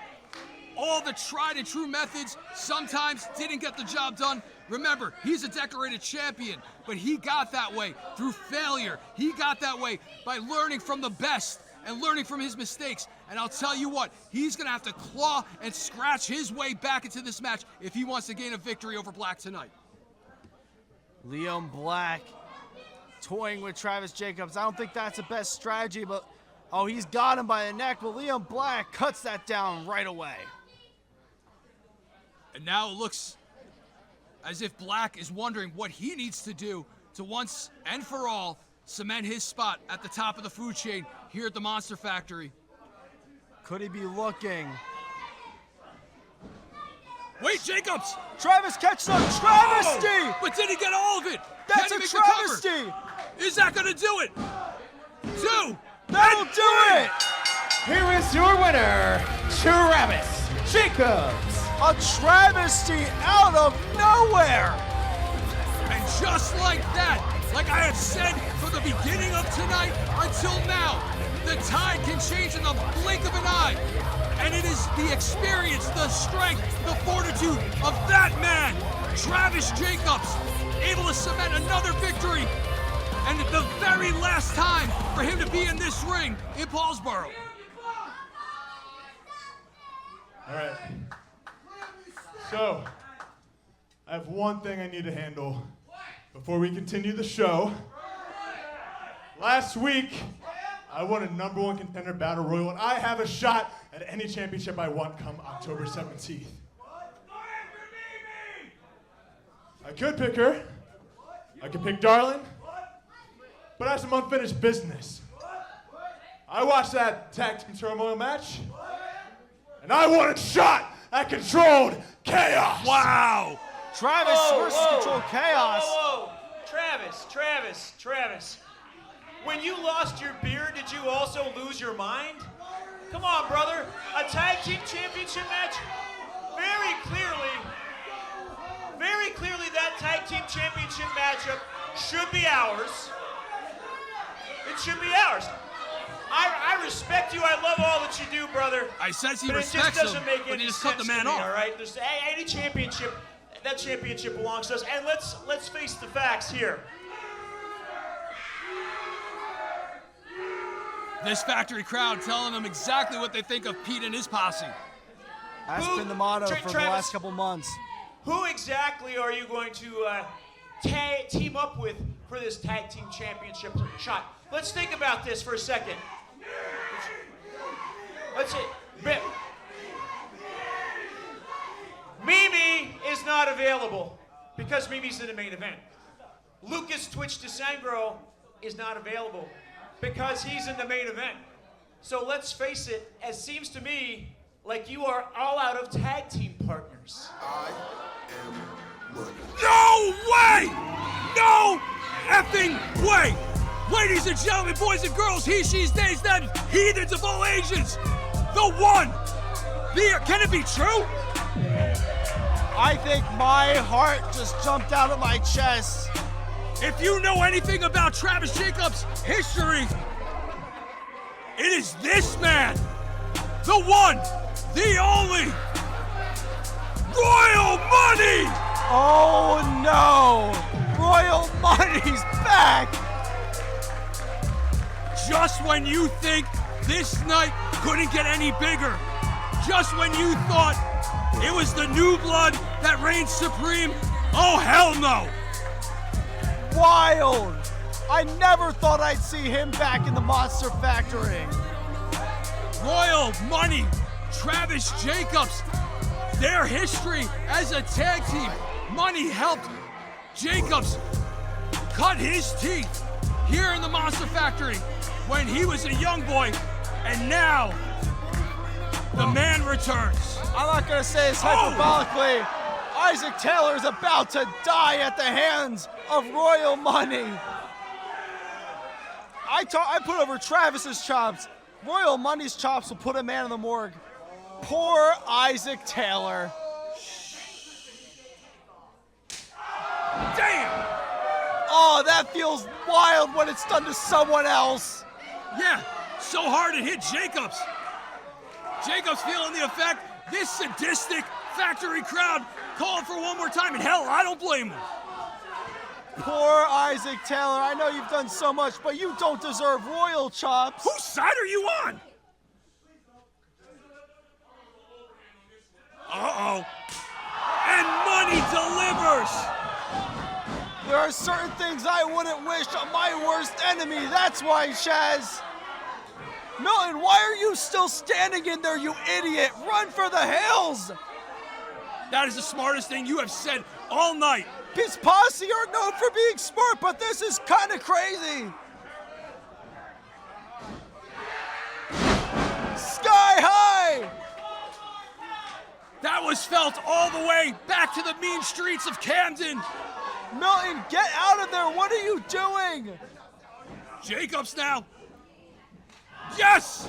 Shades of Old by Jacobs and Money. And now Jacobs calling for what? What is he gonna do? He's got the No. Is he gonna whip him? No, don't do this. Don't do Talk this. about Unchained Please, Fury. Travis, please. No, don't do it. You know what? I want to see this. I'm sorry I interrupted you. No. Whip him, Travis! Whip him! For everything he's done along with Pete's posse. This is sweet justice! This is Unchained Fury by Travis Jacobs and the return of one of the most iconic members of Monster Factory Pro Wrestling, Royal Money. This is a sign of things to come. The tag team division has been put on notice, and wait a minute. Royal Money not done. Ladies and gentlemen, what an amazing night of action, and we are still just getting started. We still have our main event and a whole lot more, so stay tuned. Well, thank you, Chaz. I am joined this time by, once again, Jason Heat. But nevertheless, Travis Jacobs and Royal Money together? In one night, the tag team scene has completely reinvented itself. New tag team champions, new #1 contenders. And we're gonna go from the tag division to the Thunder and Lightning title, a belt that requires battles across weight divisions. And with the God of Dad Bod destroying Marvelous, I fear for anyone who is too brave or too stupid to cross in, and Mark Raspa Jr. fits into those categories.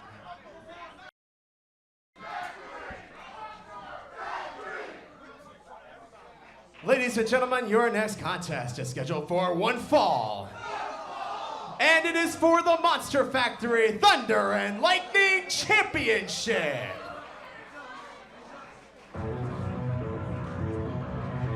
Well, if we're talking about a perfect send-off to TRL, you can never have a Good Friday night without Mark Raspa Jr. and his Raspa Maniacs. Introducing first the challenger, fighting out of Woodbury Heights, New Jersey, weighing in at 155 pounds, unkillable Mark Raspa Jr. For possibly one last time, it's Mr. Friday Night Total Raspa Live. Mark Raspa Jr. now goes by the moniker Unkillable, but he is gonna put that to the test tonight, because if he is not careful, he's gonna get put down with a God dose. Indeed, indeed. This man made Friday what it is. I look forward to TRL because of him. He embodies the spirit of the Monster Factory, that's for sure. He is, in the words of an old RVD, the whole effing show.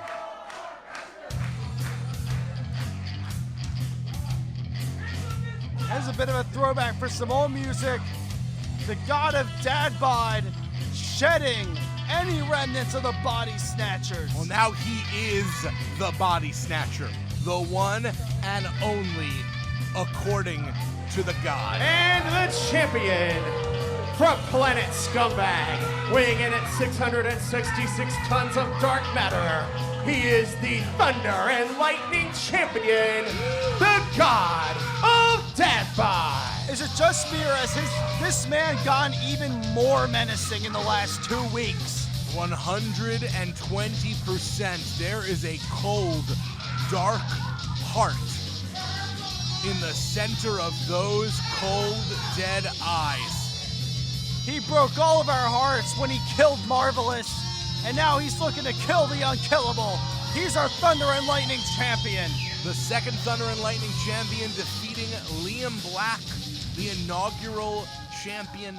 Now again, the Thunder and Lightning title is a title that has to be contested across weight classes. So here you see the lean, mean middleweight Mark Raspa Jr. going up against the super heavyweight God of Dad Bod. And that is the rule of the Thunder and Lightning Championship. The lean, mean, green wrestling machine. Mark Raspa Jr. going right for the God of Dad Bod. He's going for attack, but they just bounce off of him. It's like hitting a black hole. You simply fall prey to it. You see the size differential coming into play. Raspa has to be very careful, pick his battles. And again, that's not a problem. It's a feature of the Thunder and Lightning Championship. He's biting him. Sorry to cut you off. That was pretty noteworthy. Do what you gotta do. You cut me off, but it's Raspa trying to cut the eyebrows off of the God of Dad Bod, just trying to find a weak spot inside this deity. Raspa's sending God of Dad Bod to the outside. He's looking to fly like the Eagles he loves so much. Gets caught in the cold, icy grip of the God of Dad Bod. And now, God of Dad Bod puts Raspa down on the outside. So dangerous on the outside in particular. You can't win the match outside the ring, but you can do so much damage. He is an indestructible force, that God of Dad Bod. He is the gravitational pull we all orbit around here in the Monster Factory. And Mark Raspa Jr. wants to do the impossible. He wants to climb our Everest and defeat the God of Dad Bod to take home the title tonight. He stood up for EJ Rodriguez when no one else wanted to. He was there when Marvelous got snatched. And now he's looking to unseat the God of Dad Bod before he can get going. All the weight of the world on the head of Mark Raspa Jr. right there. Raspa Jr. recently defeating longtime former tag team partner Sebastian Valentino. Tonight is a night that marks the end of a chapter for all of us in our lives in professional wrestling. But Mark Raspa Jr. has really been at the culmination of a journey, finding himself on his own outside of that team. If he can end tonight as the Thunder and Lightning champion, maybe all that heartache can be worth it. Maybe, just maybe. And now, God of Dad Bod giving one back to Mark Raspa, biting him in the forehead. The God of Dad Bod does not forget and does not know the meaning of forgiveness.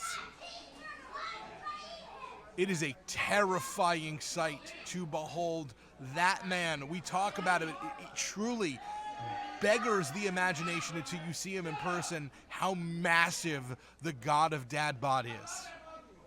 And now Mark Raspa Jr. looking to fight back, to really get out of the blocks. Wants to show why you said Friday nights have been about Mark Raspa Jr., why he has become such a fan favorite here for the Monster Factory faithful, or will he be just another sacrifice on the altar for the God of Dad Bod? Oh, this is the best I've ever seen the God of Dad Bod. He's looking absolutely indestructible out there. Well, Raspa, he's got the Dragon Sleeper on God of Dad Bod. Looking to choke the life out of Dad Bod. Instead, slammed to the mat. Who knew? All this time, it was actually Marvelous keeping the God of Dad Bod in check. That boggles my mind that he would just dump Marvelous like that, like he meant nothing to him. The universe's strongest slam there, and the God of Dad Bod easily could have won that match, and choosing to toy with Raspa now. Doesn't want to finish early. And now the God of Dadbod looking to destroy Mark Raspa Jr. with the move he killed Marvelous with. It's like when he, death from above! There's one. The man who was once Mark Raspa is now simply a smear on the canvas. And the God of Dadbod loves playing with his food, but today he's gonna devour Mark Raspa Jr. It certainly seems that the second that the God of Dadbod ended his partnership with Marvelous, he lost all empathy, he lost all restraint, he lost all humanity, and became pure deity. There's number 2. At a certain point, our referee may have to make a decision that Raspa is simply unable to compete. I would very much call that right now. He's looking very immobile on the mat. No one wants to see a championship match end that way, but the safety of our competitors is paramount. Now a third death from above misses, and Raspa Jr. still has life in that beating heart. He's got to get his broken ribs together and back in place if he wants any hope of taking out the God of Dadbod. Shining Wizard! Raspa has to wrestle the single best match he has ever wrestled from this point forward if he has any chance of walking out of here alive, let alone with the title. Raspa to the top, moonsault! Perfectly placed across the chest, and not even 2.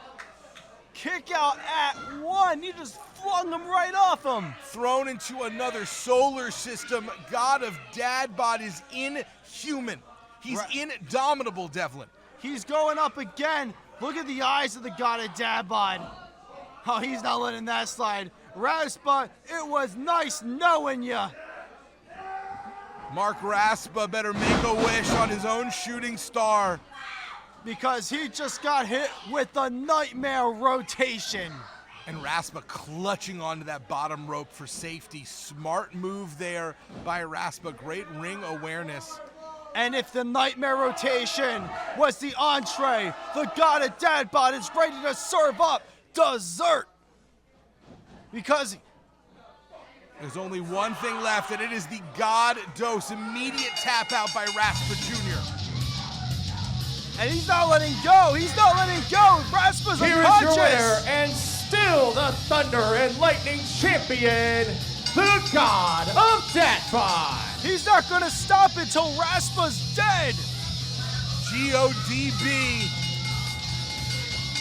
continuing to inflict the punishment on Raspa Jr. The God of Dadbod stands tall and walks out of our final event here at our longtime home, still the Thunder and Lightning champion, and he's not done, Devlin. And he's going to continue the God dose. Raspa was one of the first bodies taken by the Body Snatchers, and this is officially an overdose here right now. And here comes a couple of stagehands trying to pry Dadbod off of Raspa. But we appreciate security doing their jobs, but my goodness, I hope they have a pension for their families. Those men are dead men walking. Get out of there while you still can. I don't think Raspa is able to. Raspa can't move. Raspa is immobile. We need a medic. And God of Dadbod now looking for something underneath the ring, and this cannot be good for anyone, especially Mark Raspa Jr. That's a steel chair he's holding. This is completely uncalled for. It's completely unnecessary. This is supposed to be a celebratory evening. We don't want to send someone to the hospital. And when I say we, it's everyone other than Dadbod I'm speaking about. Forget the hospital. Dadbod has a hole dug with Mark Raspa's name on it. Whatever the future holds for the Monster Factory, we want Mark Raspa Jr. to be a part of it, and this is an opportunity for God of Dadbod to put this man out of action permanently. He's gonna break his neck. He's gonna kill him. Wait, who is that? The devil, come from Hades himself, Is that who I think it is? I think there's only one chance of who it could be. It's Marvelous! Rumors of his demise may have been premature, surviving the God dose, surviving the heartache and betrayal, and now looking to take it right to his would-be torturer. God of Dadbot has seen a demon from the past, one that he helped create. Marvelous, potentially in line to be the greatest middleweight medallion holder of all time. You can make that case.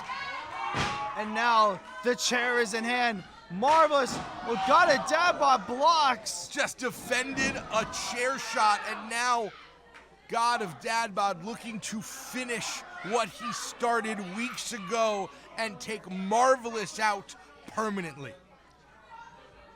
Well, Marvelous was able to survive one snatching. I'm praying he's able to survive a second. Raspa Jr. still unconscious, cannot return the favor to Marvelous, isn't even aware of how close he came to being nearly permanently compromised. And he's looking to slam him, but what is this? That's Jafar, that's Daniel Alexander. It's the return of Jafar. It's Daniel Alexander. It is two of Marvelous's greatest rivals, some of the greatest middleweights in the history of this company, who are all coming to take it to the super heavyweight. Now God of Dadbot's making more enemies by the minute. Goozles Jafar, he's got that on tight. Not only is God of Dadbot making enemies, he's making allies out of enemies. He is bringing together unlikely alliances. Who would have ever thought we'd see Jafar, who found the one weak spot on the God? And Jafar got him right in the Dadbots. Daniel Alexander chopping him down. But it's Marvelous delivering the coup de grace. Shotgun drop kick to the corner. Knees incoming! The middleweight alliance has been assembled, and they are looking to take the Thunder and Lightning Championship away from the super heavyweight threat that is the GODB. Now Marvelous going up top, looking for a coast to coast. Wants to terminate the God of Dadbot, who gets the heck out of Dodge. Dadbot United half. He's holding a hostage right now. He's literally taking one of our referees as a hostage. I didn't realize that was something you could do in wrestling. If he wants to make his escape, he's doing a good job. That referee has a family, and he may never see him again. We got to negotiate with Dadbot. Well, that family had a referee. God of Dadbot being told that he is currently running faster than you would ever imagine into a getaway car. The God of Dadbot has escaped, and Marvelous is going to take the mic. I've been here for 8 long years. 8 long years. So when I ask for a microphone, y'all give me the microphone. Because right now, the body snatcher, Marvelous, has been pissed off. I've been snatched up and had a lot of time to think. So God of Dadbot, November 22nd, Philadelphia, Pennsylvania. I'll see your ass at Turkey Slam. Wow! It's a body snatcher civil war at Philadelphia in Turkey Slam. The 2300 arena is going to see a battle between former best friends and tag team partners as the body snatchers collide. And this time, it's not professional, it's personal.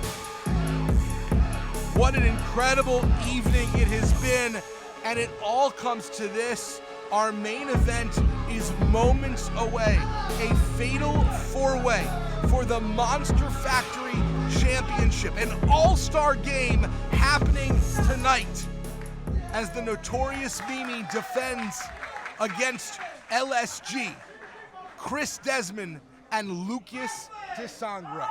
Well, thank you for having me. I want to hand off the headset to Chaz Williams. Whoa. You don't get to say when I do or do not decide to come out here to call the most historic night in a long time here in the MFPW. Paulsboro, New Jersey, are you ready? I said, are you ready? Then it is my distinct honor at this time to introduce your special ring announcer for the main event, Mr. Derek T. Lewis. Well, ladies and gentlemen, boys and girls, he, she, they, thems, and others, heathens of all ages, it's a factory original DTL, Derek T. Lewis. Coming out to do the honors here on this historic night, I am Jason Heat, joined again by Chaz here in the announce booth. It is a pleasure to call the action with a Monster Factory original. I'll tell you what, Heat, you're damn right, it's a pleasure. That's the way you address a legend that is Chaz Williams. But speaking of legends, let's hear what DTL has to say.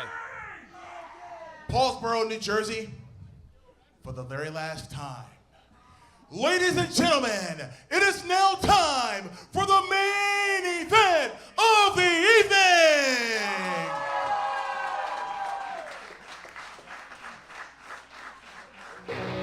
Fatal four-way for the Monster Factory Championship. It's first fall to a finish. The champion has no advantage tonight.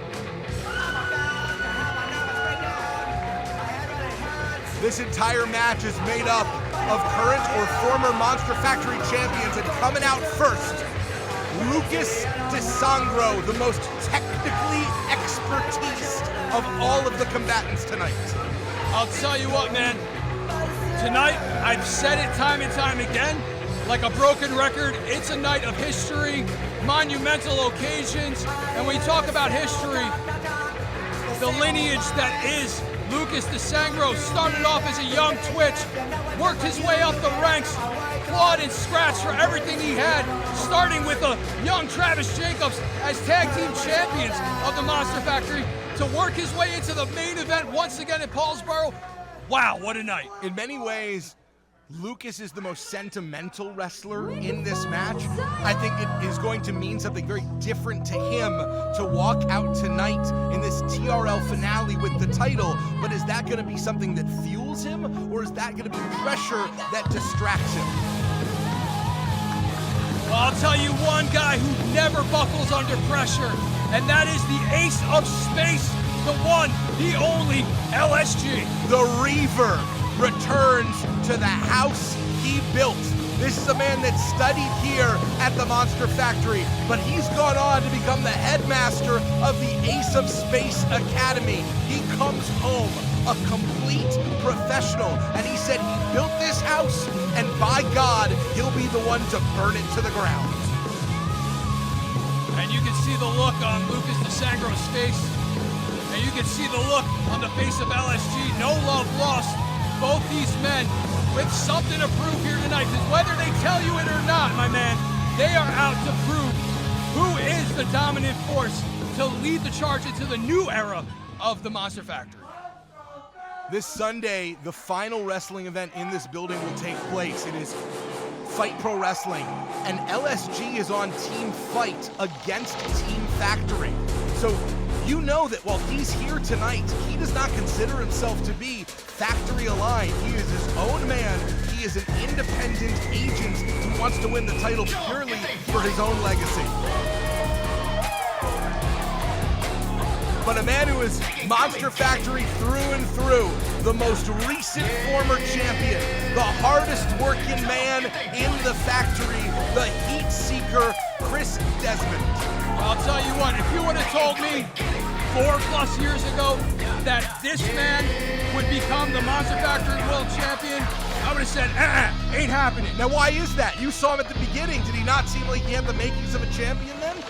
Speaking of that, when you go back and you reflect on the history of the Monster Factory, there was that glimmer of hope in his eyes. There was that hunger, and he did have to fight for every ounce that he has earned here in this building. A multi-time Monster Factory champion, but all three of these men are going against a history maker, a trailblazer, the first woman to proudly wear this title. The notorious Mimi, wrestling's angel, considers herself flying high above the rest of the field, but tonight she finds herself in significant peril, Chaz, because she doesn't have to be pinned or submitted to lose her prize. No, not at all, and the stakes couldn't be higher. We talk about trailblazers, we talk about trendsetters. I remember when Mimi was fighting for a chance to become the Monster Factory Girls Champion. Talk about how far we've come in this amazing historic building. Equal opportunity battles here at the Monster Factory. She is the face of the factory. She is the holder of the top prize, and she sits atop her perch. Wrestling's angel is forced to come down to defend her title. Let's take it to our ring announcer. Ladies and gentlemen, the following is a fatal four-way match. It is for the Monster Factory Championship.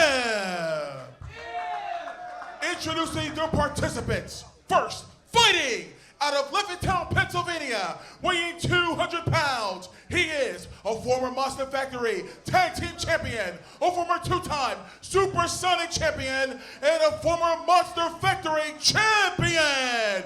This is Luke DeCengro.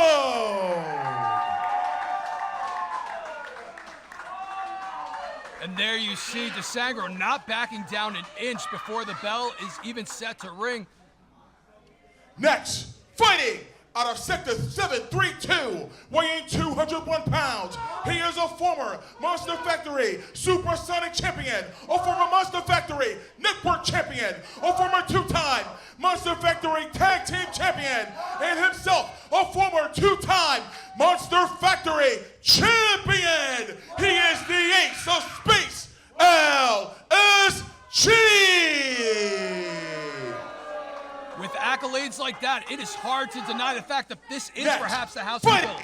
out of Somerdale, New Jersey, weighing 175 pounds. He is a two-time middleweight medallion holder, a two-time Monster Factory Tag Team Champion, the 2024 Turkey Slam Rumble winner, and a two-time Monster Factory Champion. He is the Heat Seeker, Chris Desmond.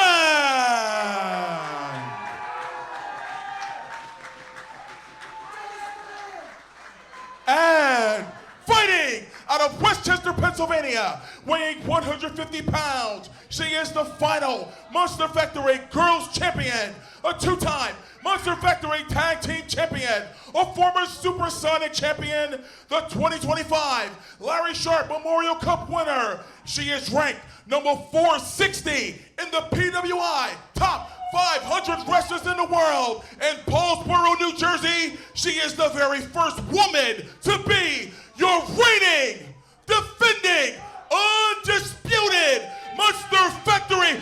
Oh, and Desmond wasting little to no time. There is no love lost whatsoever between the Heat Seeker and Notorious Mimi, and we are all systems go here in this fatal four-way for the Monster Factory Championship. All those accolades we just heard, Chaz, this is an all-star game. Absolutely. Absolutely. Desmond, though, scoops up Mimi, slams her down, and as you can see, LSG and Twitch taking it perhaps to the outside.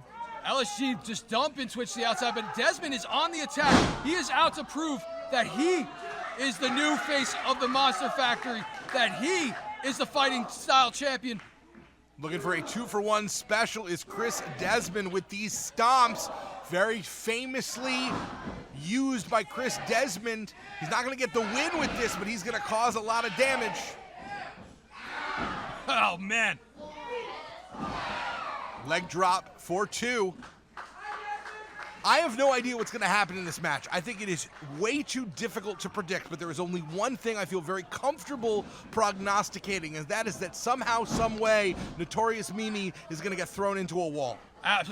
That's your take on tonight. Absolutely. I'm not sure if you've noticed, but it's a theme. It is.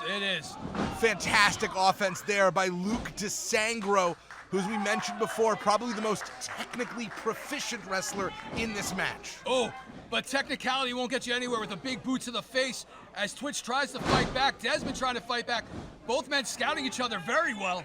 It was Chris Desmond who defeated Twitch to become a 2-time Monster Factory champion, so maybe it would feel very sweet indeed for Twitch to win the title by defeating Chris Desmond tonight, redressing that loss. How fitting and how sweet it would be. but lurking in the shadows in the corner is Mimi. You hear the crowd literally already yelling wall. Well, I'll tell you what, the wall is the least of their worries here tonight. You talked about it earlier on, where Mimi doesn't need to be Holy pinned. Lord! Oh my God! Just dumped Desmond straight to the floor. And that's what I'm talking about, Heat. You got to worry about the ring apron. You got to worry about the other 3 men in this match. You got to worry. You can never trust LSG whatsoever. Well, I learned that the hard way years ago. One of the most conniving men, and I mean that in the best way possible, LSG, the original Grand Slam champion here in the Monster Factory. LSG proving to you, to me, and to everyone here tonight why he is the god of all gods of professional wrestling, as he now wants me to refer to him as. The ace of space, the Reaver, and dare I say it, maybe the most complete professional wrestler out of all 4 of these competitors, and that says a lot given the field. Absolutely. You talked about the All-Star game, and this being the All-Star of all All-Star matches. It's about to happen, and Mimi turning the tables. And into the stairs, and in the ring, we have LSG and Twitch going at it.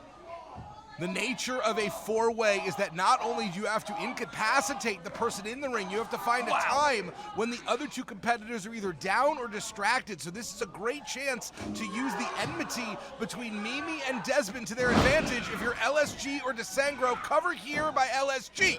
And we talked about technical prowess and proficiency inside that squared circle, and LSG and DeSangro proving why they are 2 of the most decorated in the history of the Monster Factory. But talking about decorated, Desmond.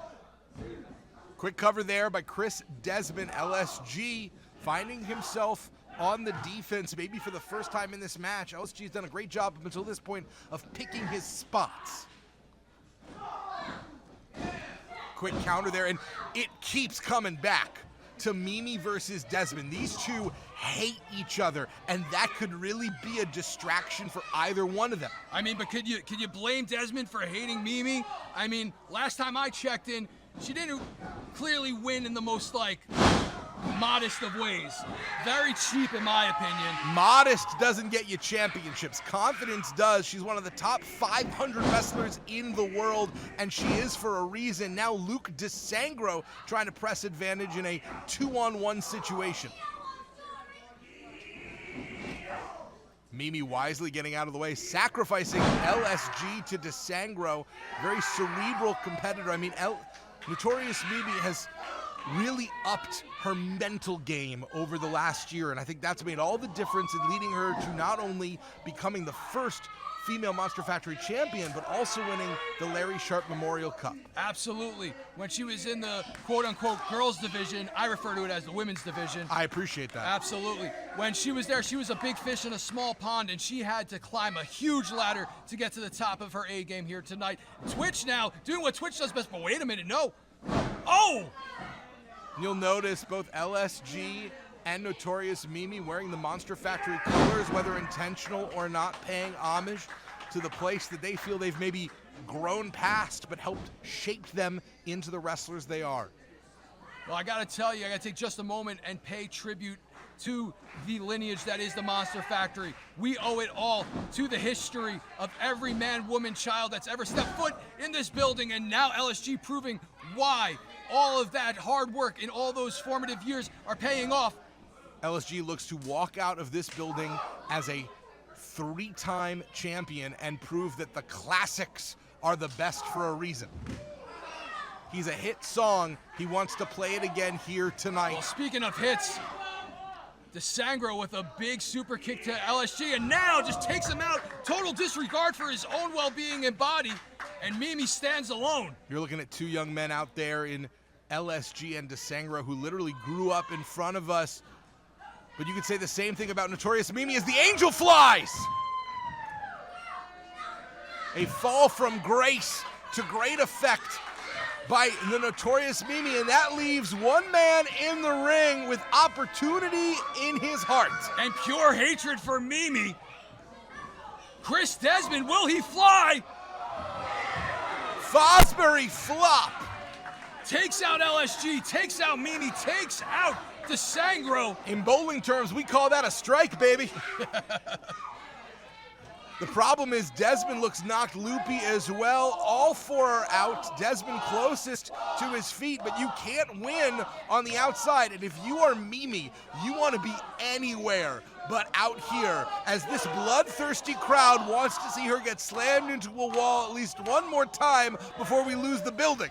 And there goes Desmond right into the wall. And these sick heathens of Paulsboro got exactly what they wanted. However, Desmond did not. Not quite. They want Mimi to go into the wall. I'm not sure that that was as satisfying. Oh, you don't know these sick bastards as well as I do. Oh. Desmond might be unconscious at this point. His skull slammed into that wall twice. And now Lucas taking turn. Chris Desmond not winning a popularity contest tonight. Oh, big back elbow by Desmond. LSG now rocks Desmond as well. And Desmond on Dream Street as the beating and the hurt is put on the former champion. It's awful for Desmond, but it's very smart strategy to just completely eliminate one of the competition from the field, so that way you only have to worry about two. Yeah, well, I'm just really surprised to see that. Oh no, it's happening, it's happening. LSG and DeSangro working in tandem? Oh, there it is! The heathens get what the heathens want. The only things you can rely on in this life, death, taxes, and Mimi goes into the wall. Doesn't mean she can't win this match. It's just a hurdle she has to go through to get there. A wall she has to go through to get there. Some go around, some go above, some go below. Ooh. Mimi just goes straight into it. I'll tell you what, there is a look in the eye of DeSangro. Desmond with this huge drop kick off the stairs. There's a real Wile E. Coyote aspect to Notorious Mimi's game in this moment.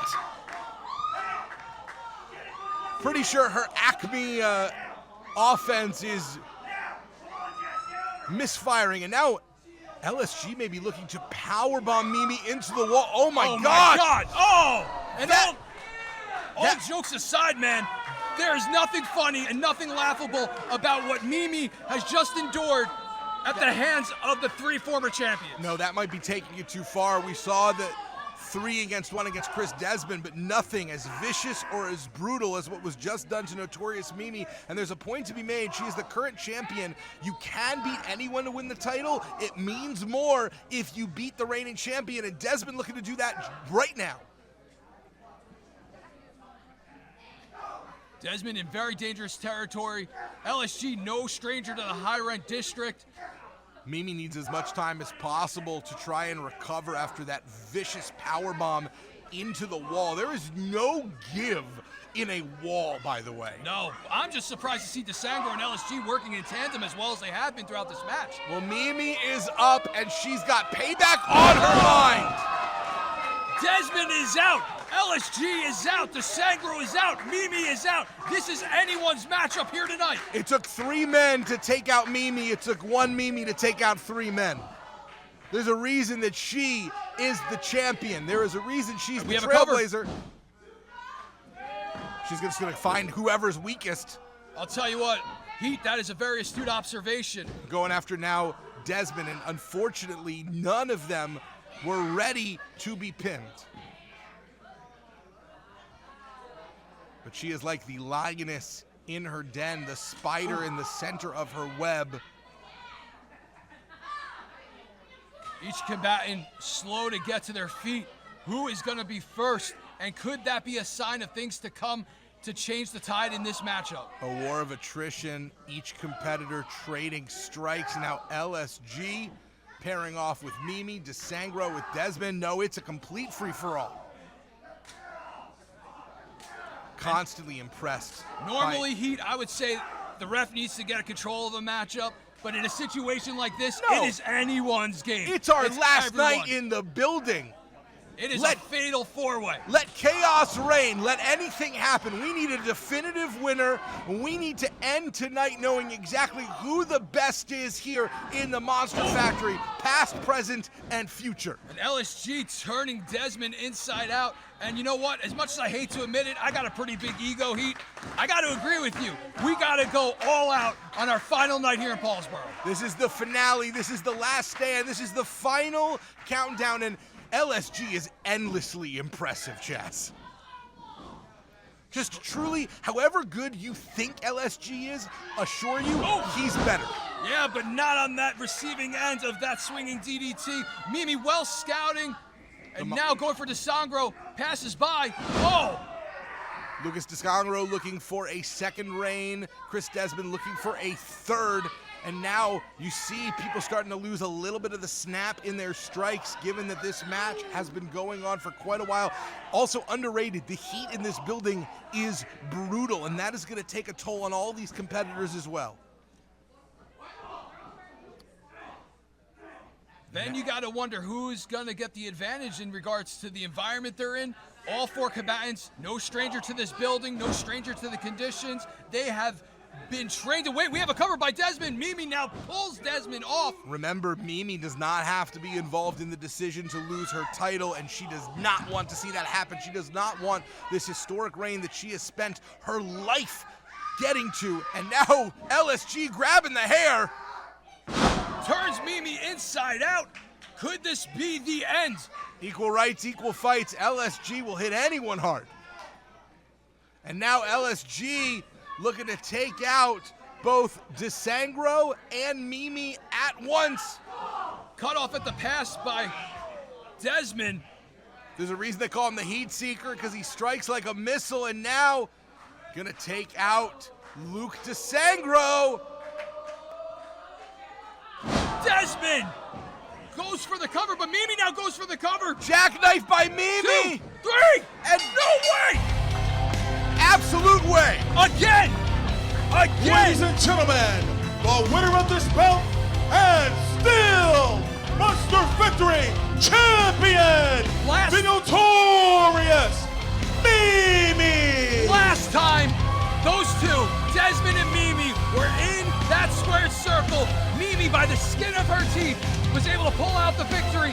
And again, always the opportunist, somehow walks away with the Monster Factory Heavyweight Championship. Is this a sign of things to come at the 2300 Arena? Make no mistake. Hey, Mimi. Hey, how are you? Congratulations. Why? How are these two Hey, not I out know in the that it's stretcher late. yet? I know that it's late, but listen, I'm trying to cement a legacy here.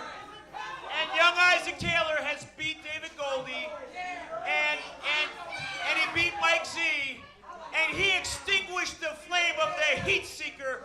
So what's the harm in one more match, and you defend the championship against Isaac Taylor right here, right now? Right now, a second championship match? Go on it. You got this. Isaac Taylor is barely walking. The man was brutalized by Travis and Royal. Osmond takes him out. Desmond takes him out without even thinking. Desmond basically answering for Mimi, and again, there's a reason that Mimi specifically targeted Desmond for that pinfall, adding insult to injury as notorious Mimi stands tall as the Monster Factory champion. Our future is uncertain. We don't know when and where the flag will fly again, but we know the standard bearer for this company in our time of exile is going to be this woman, the notorious Mimi. Well, I can tell you when that flag is going to fly, and it is November 22nd at Turkey Slam at the historic 2300 Arena. I have it, kid.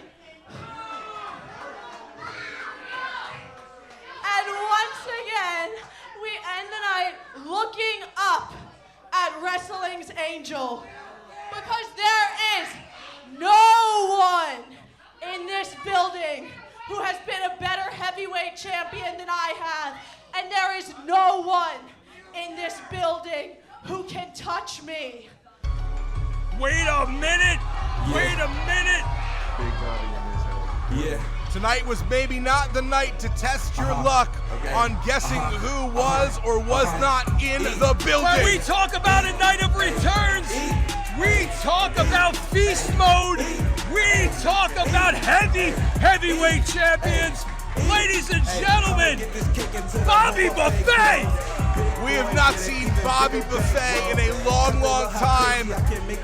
The man has been on the injury list. The man has been on the shelf. The man has honestly been hard to reach. But when he found out that we had one last night here in this building that has been home to so many of us for so long, Bobby Buffet clearly could not stay away. Let the man cook. Let the man eat. Bobby Buffet is hungry, and he is hungry for gold, and he is looking good. He has got an energy, he has an aura to him that screams, I want that championship. Notorious Mimi may have bitten off more than she could chew, and that is not something you can ever say about Bobby Buffet! Spear ribs by Bobby Buffet!